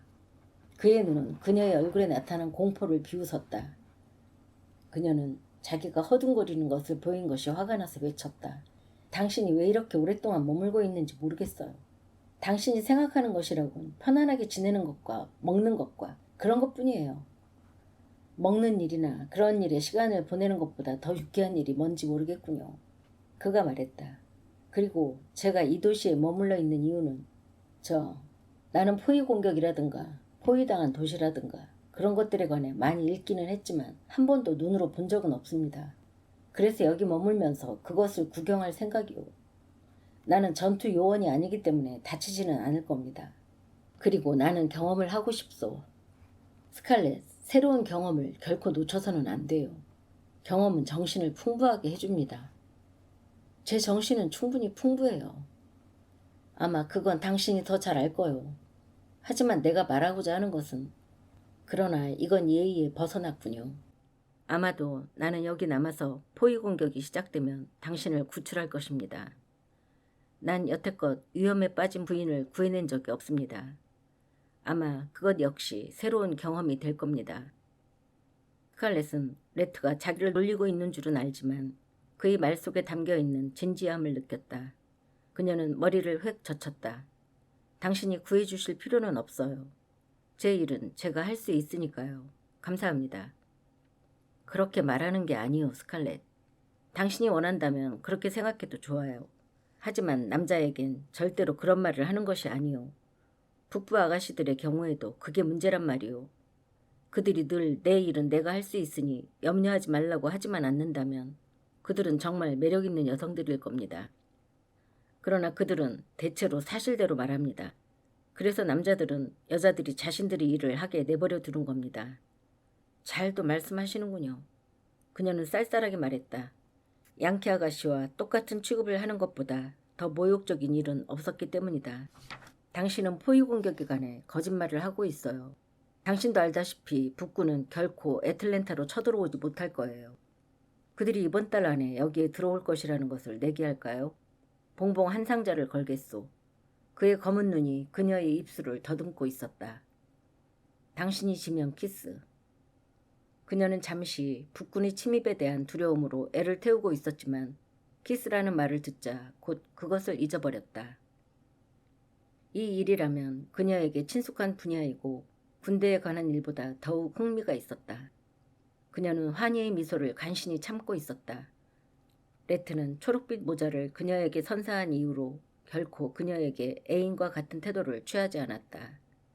아무리 그녀가 노력해보아도 그를 개인적인 대화 속에 끌어넣을 수는 없었다. 그런데 지금은 그녀 쪽에서 유혹하지도 않았는데 그가 키스에 대한 이야기를 하고 있었다. 그런 개인적인 이야기에는 관심이 없어요. 그녀는 쌀쌀하게 말하고는 눈살을 찌푸려 보였다. 그리고 당신하고 키스하느니 돼지하고 키스하는 것이 낫겠어요. 취미에 대해서는 뭐라고 할 말이 없습니다. 그리고 아일랜드 사람들은 돼지라면 사족을 못 쓴다는 얘기를 자주 들었습니다. 사실 그들은 침대 밑에서 돼지를 키운다더군요. 하지만 스칼렛, 당신은 몹시 키스를 하고 싶을 거요. 그게 당신에겐 잘못된 거요. 하느님만이 아시겠지만 당신의 애인들은 모두 당신을 매우 존경하고 있거나 아니면 당신을 무척 두려워하고 있어요. 그래서 정말로 당신에게 의무를 다하지 못하는 것일게요. 그 결과 당신은 참을 수 없을 정도로 오만해진 겁니다. 당신은 키스를 해야 해요. 키스할 줄 아는 사람과 키스를 해야 합니다. 대화는 그녀가 원하는 방향으로 흐르고 있지 않았다. 그와 함께 있으면 결코 그렇게 되지 않았다. 항상 결투와 같았으며 언제나 그녀가 패했다. 그래서 당신은 자기야말로 적합한 사람이라고 생각하시는군요. 화가 나는 것을 간신히 참으면서 그녀가 빈정거렸다. 오, 그래요. 만일 내가 그런 행위를 하고 싶다면 말이죠. 하고 그는 태연하게 말했다. 모두들 내가 키스를 잘한다고 하더군요. 어머, 스칼렛은 자기 매력이 짓밟힌 것에 분개하여 대들었다. 어째서 당신은? 그러나 그녀는 당황하여 눈을 내리깔았다. 레트는 미소 짓고 있었다. 그러나 그의 검은 눈의 심연 속에서 작은 불꽃 같은 광채가 짧은 순간 번쩍했다. 물론 내가 당신에게 모자를 갖고 갔던 날, 내가 당신에게 했던 짧은 키스 이후 결코 한 번도 키스하지 않았던 이유를 아마 궁금하게 생각할 거요. 결코. 그렇다면 스칼렛, 당신은 사랑스러운 아가씨가 아니로군요. 그 말을 들으니 유감이요. 진정으로 사랑스러운 아가씨는 남자들이 자기에게 키스하려고 하지 않을 땐 이상하게 생각할 거요. 그들은 키스를 원해서는 안 된다는 것을 알고 있으며 만약 키스를 당하면 모욕받은 것처럼 행동해야 한다는 것을 알고 있지만 변함없이 그들은 남자들이 키스해주기를 바라고 있어. 어쨌든 진정해요. 어느 날 당신에게 키스할 테니까. 그리고 당신도 좋아할 거요. 그러나 지금은 아니니까 너무 초조해하지 말아요. 그녀는 언제나처럼 그가 자기를 놀리고 있다는 것을 알고 있었다. 그리고 그의 놀림은 참을 수가 없었다. 그가 한 말 속에는 언제나 많은 진실이 들어있었다. 아무튼 이번만은 그를 용서해 줄 것이다. 그러나 만약 그녀에게 언제고 버릇없는 짓을 하면 그때는 본때를 보여줄 것이다. 마차를 돌려주시겠어요, 버틀러 선장? 병원으로 돌아가고 싶어요. 정말인가요, 나의 구원의 천사? 이나 고름이 나와 이야기하는 것보다 더 좋은가요?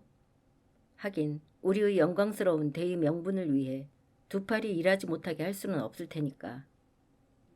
그는 말머리를 돌려 5포인트를 향해 돌아가기 시작했다. 내가 더욱 앞으로 나아가지 않는 이유는 하고 그는 그녀가 대화를 잘라버린 것이 그다지 중요하지 않은 것처럼 유들유들하게 말을 계속했다. 나는 당신이 좀 더 성숙해지기를 기다리고 있는 거요. 지금 당신에게 키스하는 것은 나로서는 아주 재미가 없을 거요. 나는 나 자신의 쾌락에 대해서는 아주 이기적이거든. 나는 결코 어린아이와 키스하는 것에 매력을 느끼지 못하오. 그녀의 가슴이 침묵 속에서 분노로 들먹이고 있는 것을 눈가로 슬쩍 훔쳐보며 그는 미소를 감추었다. 그리고 또 그는 부드럽게 얘기를 계속했다. 나는 저 존경할 만한 애슐리 윌크스의 추억이 당신 가슴 속에서 사라지기를 기다리고 있소. 애슐리의 이름을 듣는 순간 갑작스런 고통이 그녀를 스쳐갔다. 그리고 갑자기 뜨거운 눈물이 그녀의 눈꺼풀 속에 괴었다. 애슐리에 대한 추억은 결코 사라지지 않을 것이다. 그가 죽어 1000년이 지난다 하더라도 사라지지 않을 것이다. 스칼렛은 애슐리가 부상을 당해 덮을 담요도 없고 손을 잡아줄 사람도 없이 머나먼 북군의 수용소에서 죽어가고 있다고 생각하자 자기 곁에 앉아서 무심코 던지는 말 속에 자기를 조롱하고 있는 이 적당히 살찐 남자에 대해 증오심이 치솟았다. 그녀는 너무 화가 나서 말을 할 수가 없었다. 그래서 그들은 얼마 동안 말없이 마차를 타고 갔다. 나는 지금 당신과 애슐리에 대해 모든 것을 알고 있어. 레테는 계속해서 말했다. 사실 나는 12 오크스에서의 당신의 우아하지 못한 광경으로 당신을 알기 시작했었는데 그 이후 주의를 기울이다 보니 많은 것을 알게 되었소. 어떤 것이냐고요? 오, 당신은 여전히 그에 대해 여학생 같은 낭만적인 열정을 지니고 있어요. 그는 또한 그것을 그의 존경할 만한 마음이 허락하는 한 받아들이고 있소. 그런데 윌크스 부인은 아무것도 모르지요. 즉, 당신들 두 사람 사이에서 당신은 그녀를 교묘히 속였어요. 나는 사실 나의 호기심을 자극하는 한 가지를 제외하고는 모든 것을 다 알고 있지요. 존경하는 애슐리가 당신에게 키스함으로써 그의 영원한 영혼을 위험에 빠뜨린 적이 있습니까? 돌같이 침묵하며 고개를 다른 데로 돌린 것이 그녀의 대답이었다. 아, 그럼 그가 당신에게 키스를 했군요. 아마 그가 휴가 왔을 때의 일이겠지요. 그래서 아마 그가 죽었을지도 모르는 지금 당신은 그 추억을 가슴속에 간직하고 있군요. 그러나 당신은 그것을 잊어버리고 말 거요. 당신이 거의 그의 키스를 잊어버릴 때 나는. 그녀는 화가 나서 돌아섰다. 당신 같은 사람은 헬리팩스로나 가세요. 그녀는 앙칼지게 말했다. 그녀의 푸른 눈은 분노로 가늘어졌다. 내가 뛰어내리기 전에 어서 마차에서 저를 내려줘요.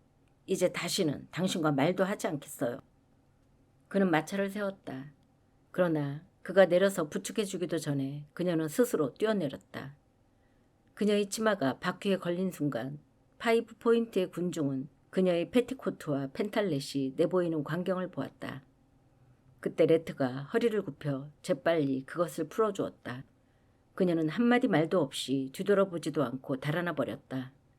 그러자 레트는 부드럽게 웃으면서 마차를 몰았다.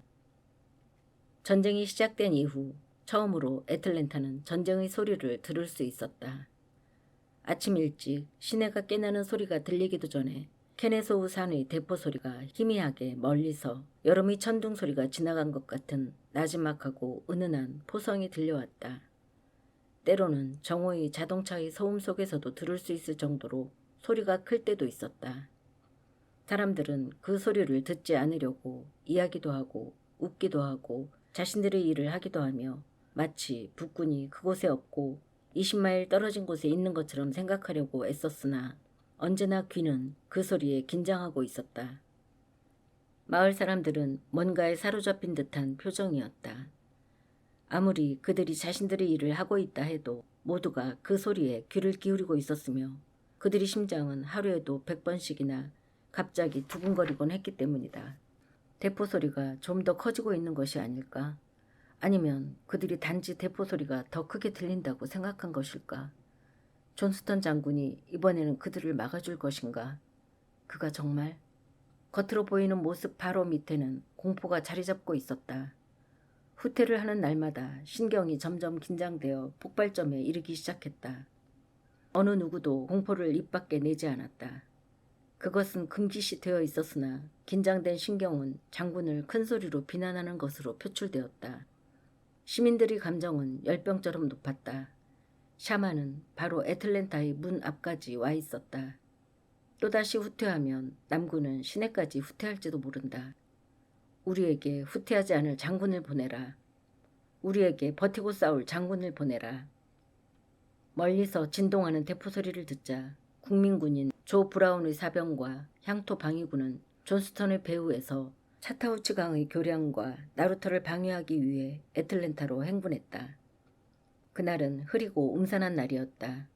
그리고 그들이 파이브 포인트를 지나 마리에타 가도로 행군에 나아갔을 때 가랑비가 내리기 시작했다. 온 시내 사람들은 그들을 전송하기 위해 나왔다. 그들은 피치트리가 상점의 나무로 된 차양 밑에 빽빽이 서서 열심히 환성을 올렸다.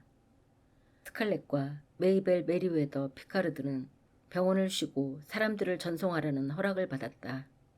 헨리 해밀턴 숙부와 메리웨더 할아버지가 향토 방위군에 들어있었기 때문이다.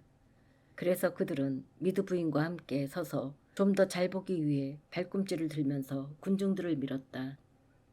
스칼렛은 전쟁의 진행 과정에 관해서는 가장 밝고 안심할 수 있는 일만을 믿으려고 하는 보편적인 남부인의 기질을 갖고 있었지만 잡다한 복장을 한 행렬이 지나가는 것을 보자 냉정한 기분을 느꼈다.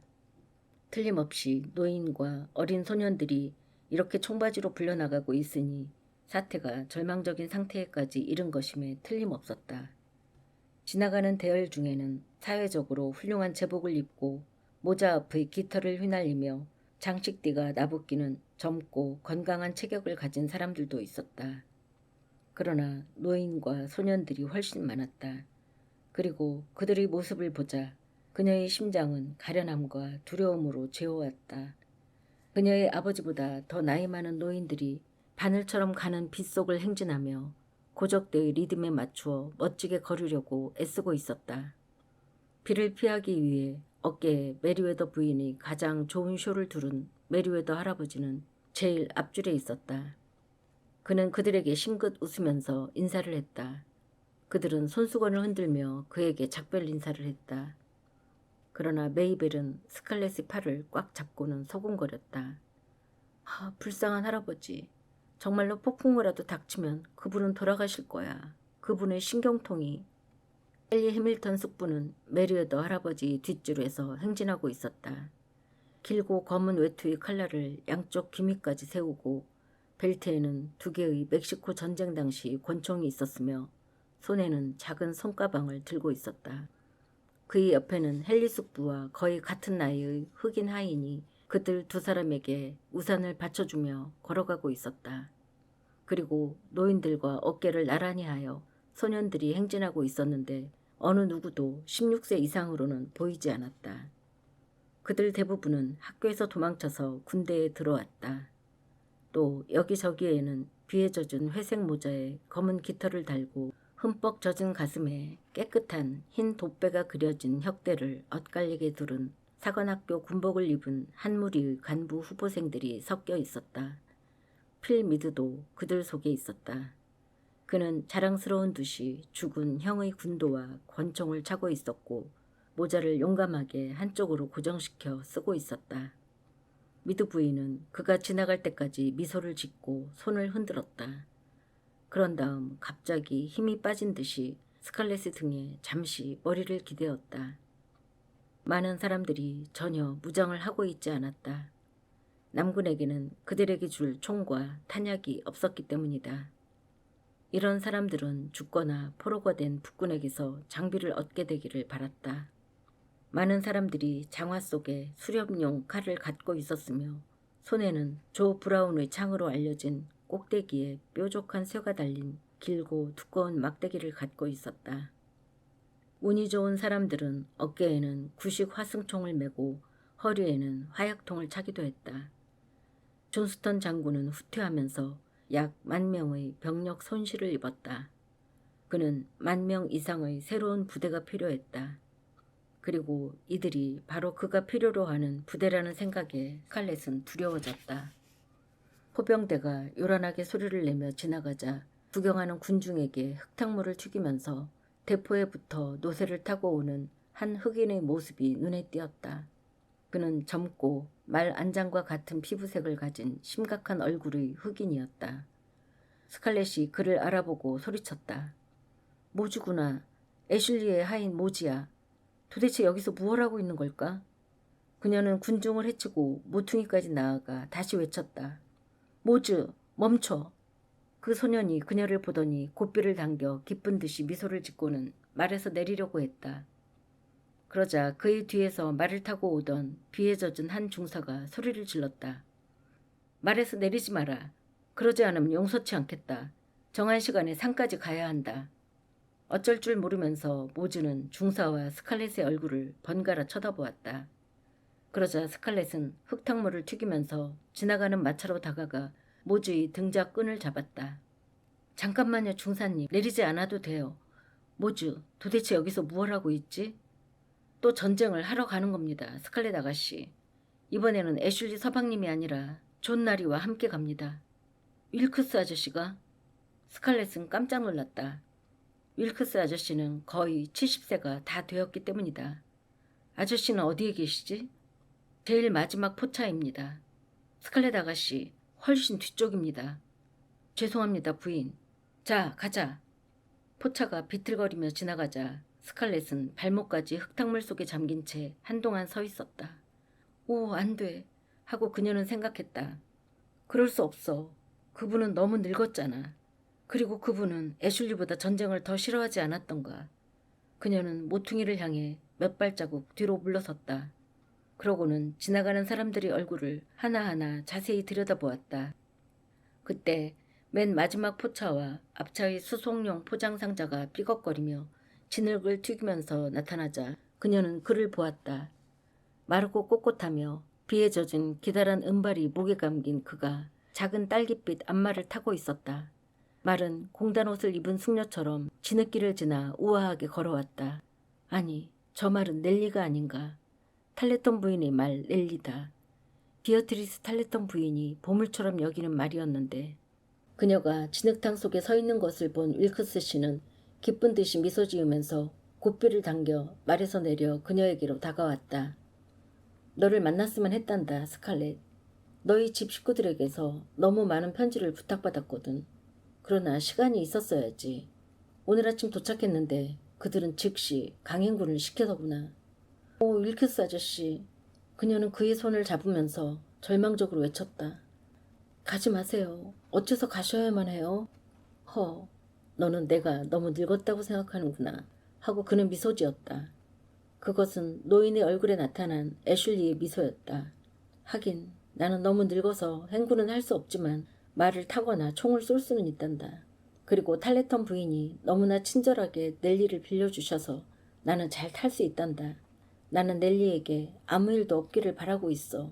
만일 무슨 일이 넬리에게 일어난다면 나는 집으로 돌아가 탈레턴 부인의 얼굴을 결코 볼 수 없을 테니까 말이다.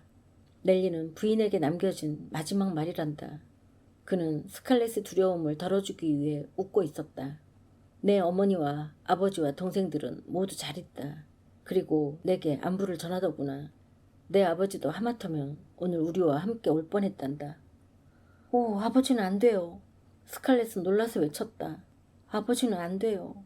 아버지께서 전쟁터에 나오시지 않겠지요? 나오진 않아. 하지만 오려고 했단다. 물론 무릎이 뻣뻣하기 때문에 멀리 걸을 순 없지만 우리와 함께 말을 타고 오겠다는 거야. 그래서 내 어머니도 승낙하셨단다. 그러나 농장 울타리를 뛰어넘을 수 있어야 한다는 조건에서였어. 군대에서는 난폭한 말타기를 많이 할 것이라고 어머니는 말씀하셨지. 아버지는 쉽게 생각했단다. 그러나 내가 믿을지 모르겠지만 그의 말이 울타리에 이르자 죽은 듯이 멈춰 섰단다. 내 아버지는 말머리 위로 떨어졌어. 목이 안 부러진 게 이상하지. 너도 알다시피 내 아버지는 매우 고집이 세잖니. 그는 일어나서 또 시도했어. 그리고 3번이나 말에서 떨어지고 나서야 어머니와 포크가 부축해서 침대로 운반했단다. 아버지는 그것에 대해 아주 흥분해서는 내 어머니가 말을 귀에 대고 아주 조그맣게 귀띔을 한 게 틀림없다고 하더구나. 그가 행동으로 도와주는 것은 무리야, 스칼렛. 그렇다고 부끄러워할 필요는 없다. 결국 누군가가 집에 남아 군대에서 쓸 곡식을 재배해야 하니까. 스칼렛은 전혀 부끄럽지 않았다. 단지 안도감을 가졌을 뿐이었다. 인디아와 하니는 메이콘의 바와 함께 있으라고 보냈고 오하라 씨는 테라와 함께 12 오크스를 돌볼 것이다. 자, 나는 가야 한다. 내 귀여운 얼굴에 키스하게 해주렴. 스칼렛은 입술을 내밀었다. 숨막히는 듯한 아픔이 목까지 올라왔다. 그녀는 일크스 씨를 무척 좋아했다. 일찍이 오래전에 그녀는 그의 며느리가 되고 싶어 했었다.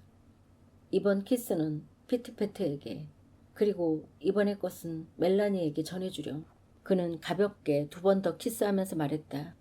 멜라니는 어떻게 지내니? 잘 있어요. 아, 그래. 그는 그녀를 응시하고 있었다. 애슐리가 쳐다보는 것처럼 그녀를 통해서 그녀를 넘어 아득한 그의 잿빛 눈은 다른 세계를 응시하고 있었다. 나의 첫 손자를 볼 수 있었으면 했는데. 잘 가거라. 그는 넬리에게 올라탄 후 모자를 손에 들고 그의 은발을 빗속에 나부끼며 달려갔다. 스칼렛은 메이빌과 미드 부인에게 돌아와서야 그의 마지막 말의 의미를 알게 되었다. 그러자 미신적인 공포에 사로잡혀 성호를 긋고 기도하려고 했다. 그는 애슐리가 말했듯이 죽음에 대해서 말했던 것이다. 그리고 지금 애슐리는 어느 누구도 죽음에 대해 이야기해서는 안 된다. 죽음을 이야기하는 것은 하늘의 뜻을 시험하는 것이다. 새 여인이 빗속을 말없이 걸어 병원으로 돌아올 때 스칼렛은 기도하고 있었다. 하느님, 일크스 씨가 죽지 않게 해주세요. 그분과 애슐리를 데려가지 마세요. 달턴에서 케네소우 산까지의 후퇴는 5월 초순에서 6월 중순까지 진행되었다. 비가 내리는 6월의 무더운 날이 지나가고 샤만이 가파르고 미끄러운 비탈길로 인해 남군을 격퇴하지 못하자 희망이 다시 고개를 들기 시작했다. 모든 사람들은 더욱 기운이 나서 존스턴 장군에 대해 더욱 친절하고 상냥하게 이야기했다. 비오는 6월에서 다시 비가 몰아치는 7월로 접어들었을 때에도 진을 친 산에서 필사적으로 싸우고 있던 남군이 여전히 샤만을 막고 있었으므로 대단한 기쁨이 애틀랜타에 넘쳐 흐르고 있었다. 희망이 샴페인처럼 방울방울 굴러갔다. 만세, 만세, 우리가 적을 막고 있다. 파티와 무도회가 열렸다. 밤에는 전쟁터에서 남자들이 마을로 들어올 때마다 그들을 위해 만찬을 베풀었고 그 후에는 춤과 여자들이 있었다. 10대 1로 남자들보다 여자의 수가 많아 아가씨들은 그들을 잘 대해주었고 그들과 다투어 춤을 추었다. 애틀랜타는 방문객과 피란민과 병원에 있는 부상자들의 가족, 부상당했을 경우에 그들 곁에 있기를 원하는 산속에서 싸우고 있는 병사들의 아내와 어머니들로 가득했다. 더욱이 남아있는 남자라곤 16세 이하이거나 60세 이상뿐인 지나치게 어리거나 나이가 많은 사람들 뿐이었다. 또한 지방에서도 많은 젊은 여자들이 이 도시로 몰려왔다. 피티 고모는 이들을 무척 싫어했다. 그들이 애틀랜타에 온 이유는 오직 남편을 얻는 데 있다고 생각했기 때문이다. 그리고 그런 파렴치한 짓으로 인해 그녀는 세상이 어떻게 돌아갈지 모르겠다고 생각하게 되었다. 스칼렛 역시 그들을 싫어했다. 그녀는 16세라는 나이를 무기 삼아 열정적으로 경쟁을 해오는 것에는 관심이 없었다. 그들의 신선한 뺨과 밝은 미소가 2번이나 뒤집어 만든 옷과 귀여운 구두를 잊게 하기는 하지만 그녀의 옷은 누구보다 아름답고 새 것이었다. 레트 버틀러가 최근에 배로 가져다 준 그 옷감에 감사하기는 하지만 그녀는 19살이었고 혼자 살아가고 있었다. 그리고 남자들이란 어리석은 젊은 아가씨들만 쫓아다니게 마련인 것이다. 어린애가 딸린 과부는 이들 아름다운 말괄량이들에 비하면 불리한 입장에 있다고 그녀는 생각했다.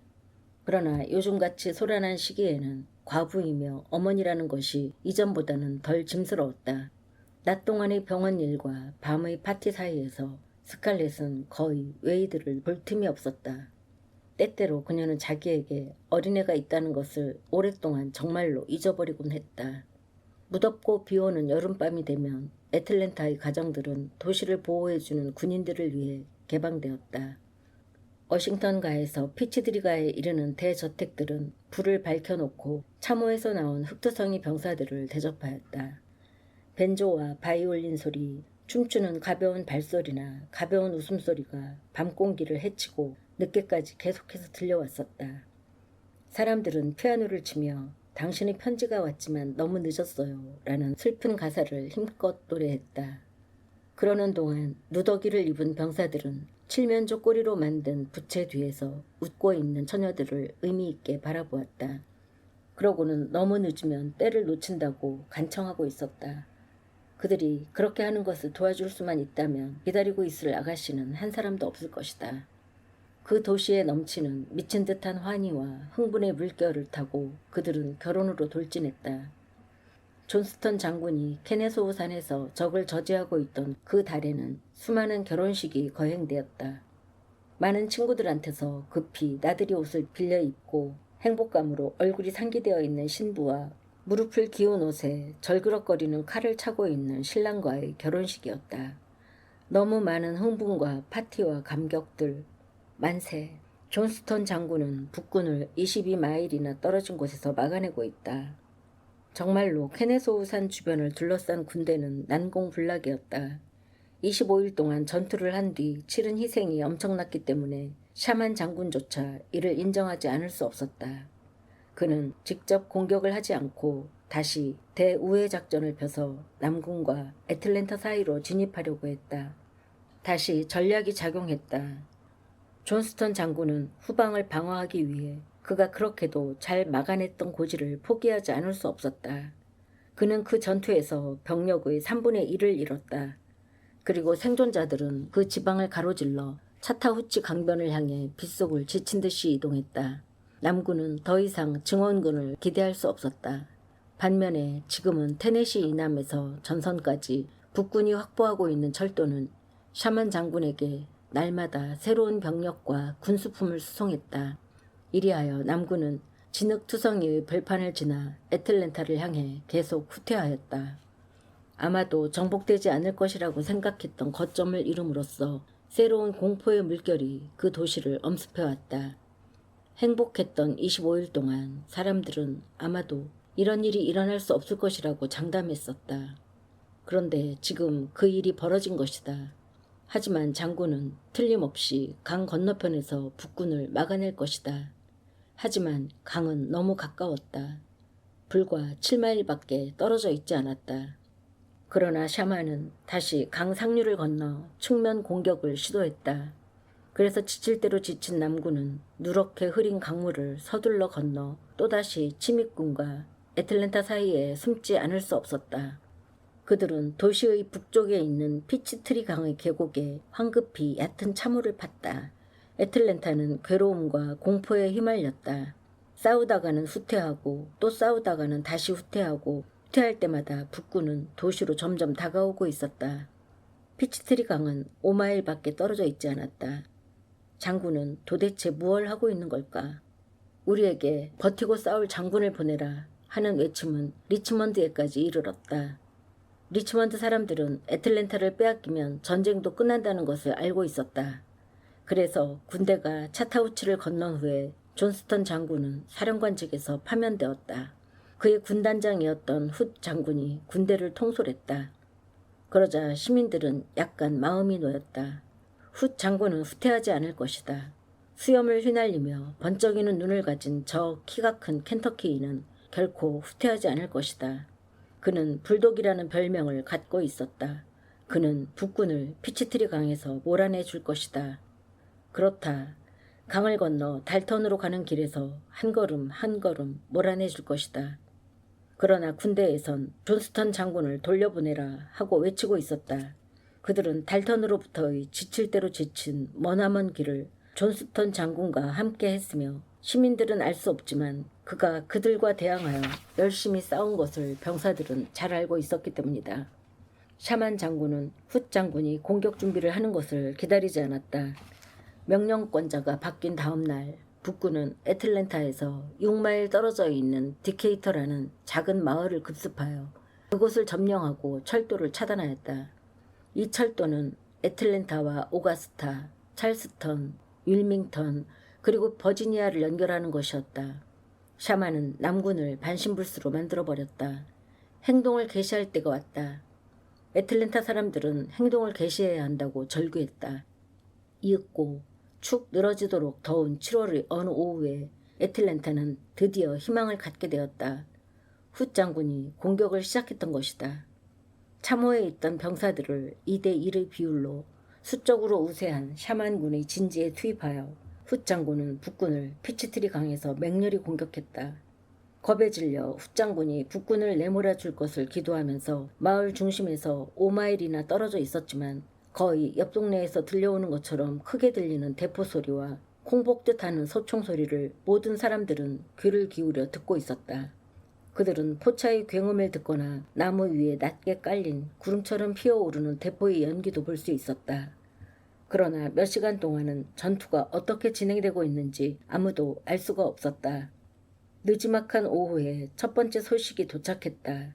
그것은 전투가 시작된 초기에 부상을 당한 병사들이 전해온 것이기 때문에 불확실하고 서로 엇갈리며 겁을 주는 것이었다. 이들 병사들은 혼자서 혹은 집단으로 뿔뿔이 흩어져서 부상이 심하지 않은 사람들이 다리를 절거나 비틀거리는 사람들을 부축하면서 왔다. 곧이어 병원을 향해 고통을 참으면서 걸어가는 사람들이 행렬이 계속되었다. 그들의 얼굴은 초연이나 먼지, 땀 때문에 흑인처럼 검었다.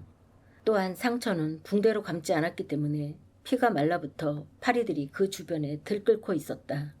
마을 북쪽에서 비틀거리며 걸어온 부상병들이 맨 먼저 도착한 집은 피티고모의 집이었다.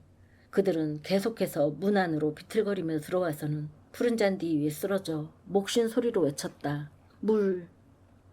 타는 듯한 오후 내내 피티고모와 가족들은 백인이나 흑인이나 할 것 없이 물통과 붕대를 갖고 햇볕 아래에 서서는 붕대가 떨어지고 시트나 타월이 다 소모될 때까지 물을 떠주기도 하고 상처를 싸매주기도 했다. 피티고모는 피를 보기만 하면 언제나 기절했지만 지금은 완전히 잊어버리고 너무 작은 구두를 신은 탓에 그녀의 발이 부어 더 이상 서 있을 수가 없을 때까지 일했다. 지금은 배가 많이 부른 멜라니마저도 수주봄을 잊어버리고 프리시와 쿠키, 스칼렛과 함께 어느 부상병만큼이나 긴장된 얼굴을 하고서 부지런히 일했다. 마침내 그녀가 기절했을 때에도 집에 있는 침대나 의자, 소파 등은 모두 부상자들로 가득 찼기 때문에 부엌에 있는 식탁 외에는 그녀를 눕힐 만한 마땅한 장소가 없었다.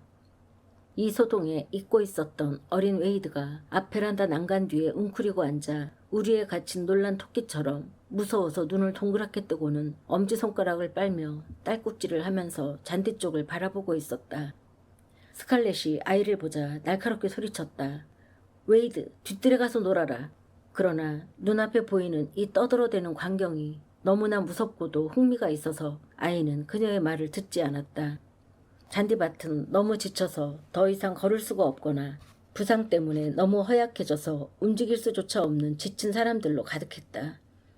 피터 영감은 이들을 마차에 태워 병원으로 운반했는데 늙은 말이 입에서 거품을 낼 때까지 계속 왔다 갔다 했다. 미드 부인과 메리웨더 부인도 자기들이 마차를 보내왔는데 그것들 역시 부상자의 무게로 스프링이 휘어질 정도로 환자들을 운반했다. 얼마쯤 지나자 길고 무더운 여름의 황혼 속에서 전선으로부터 온 구급차와 진흙투성이의 천으로 덮인 물품 배급차가 덜거덕거리면서 길을 내려오고 있었다. 그런 다음 농장에서 쓰는 집마차와 소달구지와 의료반에 증발된 개인용 마차가 도착했다. 그들은 부상자와 빈사 상태의 사람들을 가득 싣고 울퉁불퉁한 길을 덜거덕거리며 붉은 먼지 속에 피를 떨어뜨리면서 피티고모의 집 앞을 지나갔다. 그들은 물통과 국자를 가지고 있는 여자들의 모습을 보자 마차를 멈추게 하고는 고함을 치거나 속삭이면서 입을 모아 말했다. 물! 스칼렛은 목마른 사람들이 물을 마실 수 있도록 흔들리는 머리를 잡아주기도 하고 잠시나마 시원해질 수 있도록 열이 있는 먼지투성이의 몸과 벌어진 상처에 물통에 물을 끼얹어 주기도 했다. 그녀는 발돋움을 하여 구급차 운전사에게 국자를 건네주면서 한 사람 한 사람에게 가슴을 조이며 물어보았다. 무슨 소식 없어요? 무슨 소식 없나요? 대답은 한결같았다. 확실한 건 모르겠습니다, 부인. 말하기엔 아직 이릅니다. 밤이 되었으나 날씨는 여전히 무더웠다. 바람 한 점 없는 데다 흑인들이 들고 있는 환한 횃불 때문에 더욱 더웠다. 먼지가 스칼렛의 콧구멍을 막았고 입술은 말라버렸다. 그날 아침 새로 빨아 풀을 먹인 연보랏빛 옥양목 드레스는 피와 먼지와 땀으로 얼룩이졌다. 바로 이것이야말로 애슐리가 편지에서 썼던 전쟁은 영광스러운 것이 아니라 더럽고 비참한 것이라는 것을 의미했다. 지친 눈에는 모든 광경이 사실이 아니고 악몽과 같이 보인다. 그것이 현실일 리가 없다. 만일 그것이 현실이라면 세상은 미쳐버린 것이다. 그렇지 않다면 어째서 그녀는 피티패트 고무댁의 앞들에 서서 흔들리는 빛 속에서 죽어가는 애인들에게 물을 끼얹어 주어야 한단 말인가. 부상자 중 많은 사람들이 그녀의 애인이었다. 그래서 그들은 그녀의 모습을 보자 웃어 보이려고 했다. 그녀가 너무도 잘 아는 많은 사람들이 이 어둡고 먼지투성이의 길을 덜거덕거리면서 내려왔다. 너무나 많은 사람들이 그녀의 눈앞에서 죽어갔다. 모기와 새파리들이 그들의 피투성이의 얼굴에 들끓었다. 한때는 그녀와 함께 춤을 추고 웃기도 했던 사람들이다. 그들을 위해 피아노를 치고 노래를 부르고 놀려대고 위로하고 그리고 조금은 사랑을 했던 사람들이다. 그녀는 캐리 애슈번이 머리에 총상을 입고 간신히 살아나 소달구지 속의 부상자들 더미에 깔려 누워있는 것을 발견했다. 그러나 그를 꺼내려면 6명의 다른 부상자들을 치워야 하기 때문에 할 수 없이 그를 병원으로 데려가게 했다. 얼마 후에 그는 의사의 치료를 받기도 전에 죽어 어딘가에 묻혔다는 소식을 들었다. 그러나 아무도 정확히 알고 있는 사람은 없었다. 이 한 달 동안에 너무나 많은 사람들이 오클랜드 묘지의 얕고 급히 판 무덤에 매장되었다. 멜라니는 엘라베마에 있는 캐리의 어머니에게 보내줄 그의 머리카락 한 줌조차 얻지 못해 몹시 서운해했다. 무더운 밤이 지나자 등이 쑤시고 무릎이 뻣뻣했지만 스칼렛과 피티는 오는 사람들을 하나씩 붙잡고 외쳤다. 무슨 소식이라도 있나요? 무슨 소식이라도 있어요? 그리고 오랜 소식이 지나서야 그들은 대답을 얻을 수 있었다. 그러나 그 소식을 듣자 창백해져서 서로의 얼굴을 쳐다보았다. 후퇴하고 있습니다. 후퇴하지 않으면 안 됩니다. 그들이 우리보다 수적으로 훨씬 우세해요. 북군이 디케이터 근처에서 휠러의 기병대를 차단해버렸어요. 우리는 원군을 보내야 합니다. 아군은 모두 머지않아 시내로 후퇴할 것입니다. 스칼렛과 피티는 서로의 팔을 잡고 몸을 지탱했다. 북군이 오고 있습니까? 네, 그들이 정말로 오고 있습니다. 그러나 그렇게 가까이는 오지 못할 겁니다, 부인. 걱정 마세요. 애틀랜타는 빼앗지 못할 겁니다. 염려 없어요. 이 도시 주위에는 100만 마일이나 진지가 구축되어 있어요. 나는 존스턴 장군이 직접 이렇게 말하는 것을 들었어요. 나는 애틀랜타를 끝까지 사수할 수 있습니다. 그러나 존스턴 장군은 우리의 지휘관이 아닙니다. 우리는 잠자코 있어, 이 바보야. 부인들을 놀라게 하고 싶으냐? 북군은 결코 이곳에 들어오지 못할 것입니다, 부인. 부인들은 어째서 메이콘이나 어딘가 좀 더 안전한 곳으로 가지 않으시죠? 거기에는 친척이 없습니까? 북군은 애틀랜타를 점령할 수 없습니다. 하지만 그들이 공격하고 있는 동안만은 부인들에게 그다지 안전하지 못합니다. 강력한 대포알이 많이 날아올 겁니다.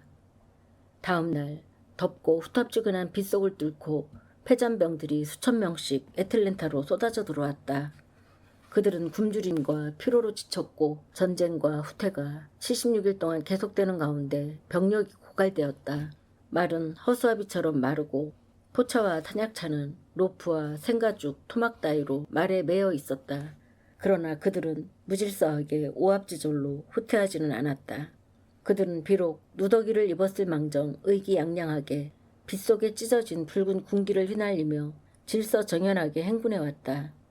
그들은 존스턴 장군 밑에서 후퇴를 배웠다. 존스턴 장군은 공격과 마찬가지로 후퇴에서도 위대한 전략적인 공헌을 세웠다. 수염투성이의 더러운 모습의 그들은 메릴랜드, 나의 메릴랜드라는 곡에 맞추어 피치트리가로 행진해왔다. 그러자 온 시민들은 밖으로 나가 그들에게 환호성을 보냈다. 승리했건 패배했건 그들은 자기들이 군인이었기 때문이다. 바로 얼마 전에 새 군복을 입고 화려하게 출전했던 국민군도 모두 더럽고 수염이 텁수룩하여 그들보다 먼저 출전했던 병사들과 거의 구분할 수가 없었다. 그들의 눈에는 새로운 빛이 서려 있었다. 3년 동안 왜 그들이 전선에 나가지 않았는가에 대해 변명하거나 설명하는 것은 이제는 과거의 일이 되었다. 그들은 후방의 안전을 전투의 고됨과 바꾸었다. 그들 대부분은 편안한 생활을 고된 죽음과 맞바꾸었다. 그들은 이제 역전의 용사였다. 짧은 근무 기간 동안의 용사이긴 했지만 똑같이 역전의 용사였다. 그리고 그들은 멋있게 해냈다.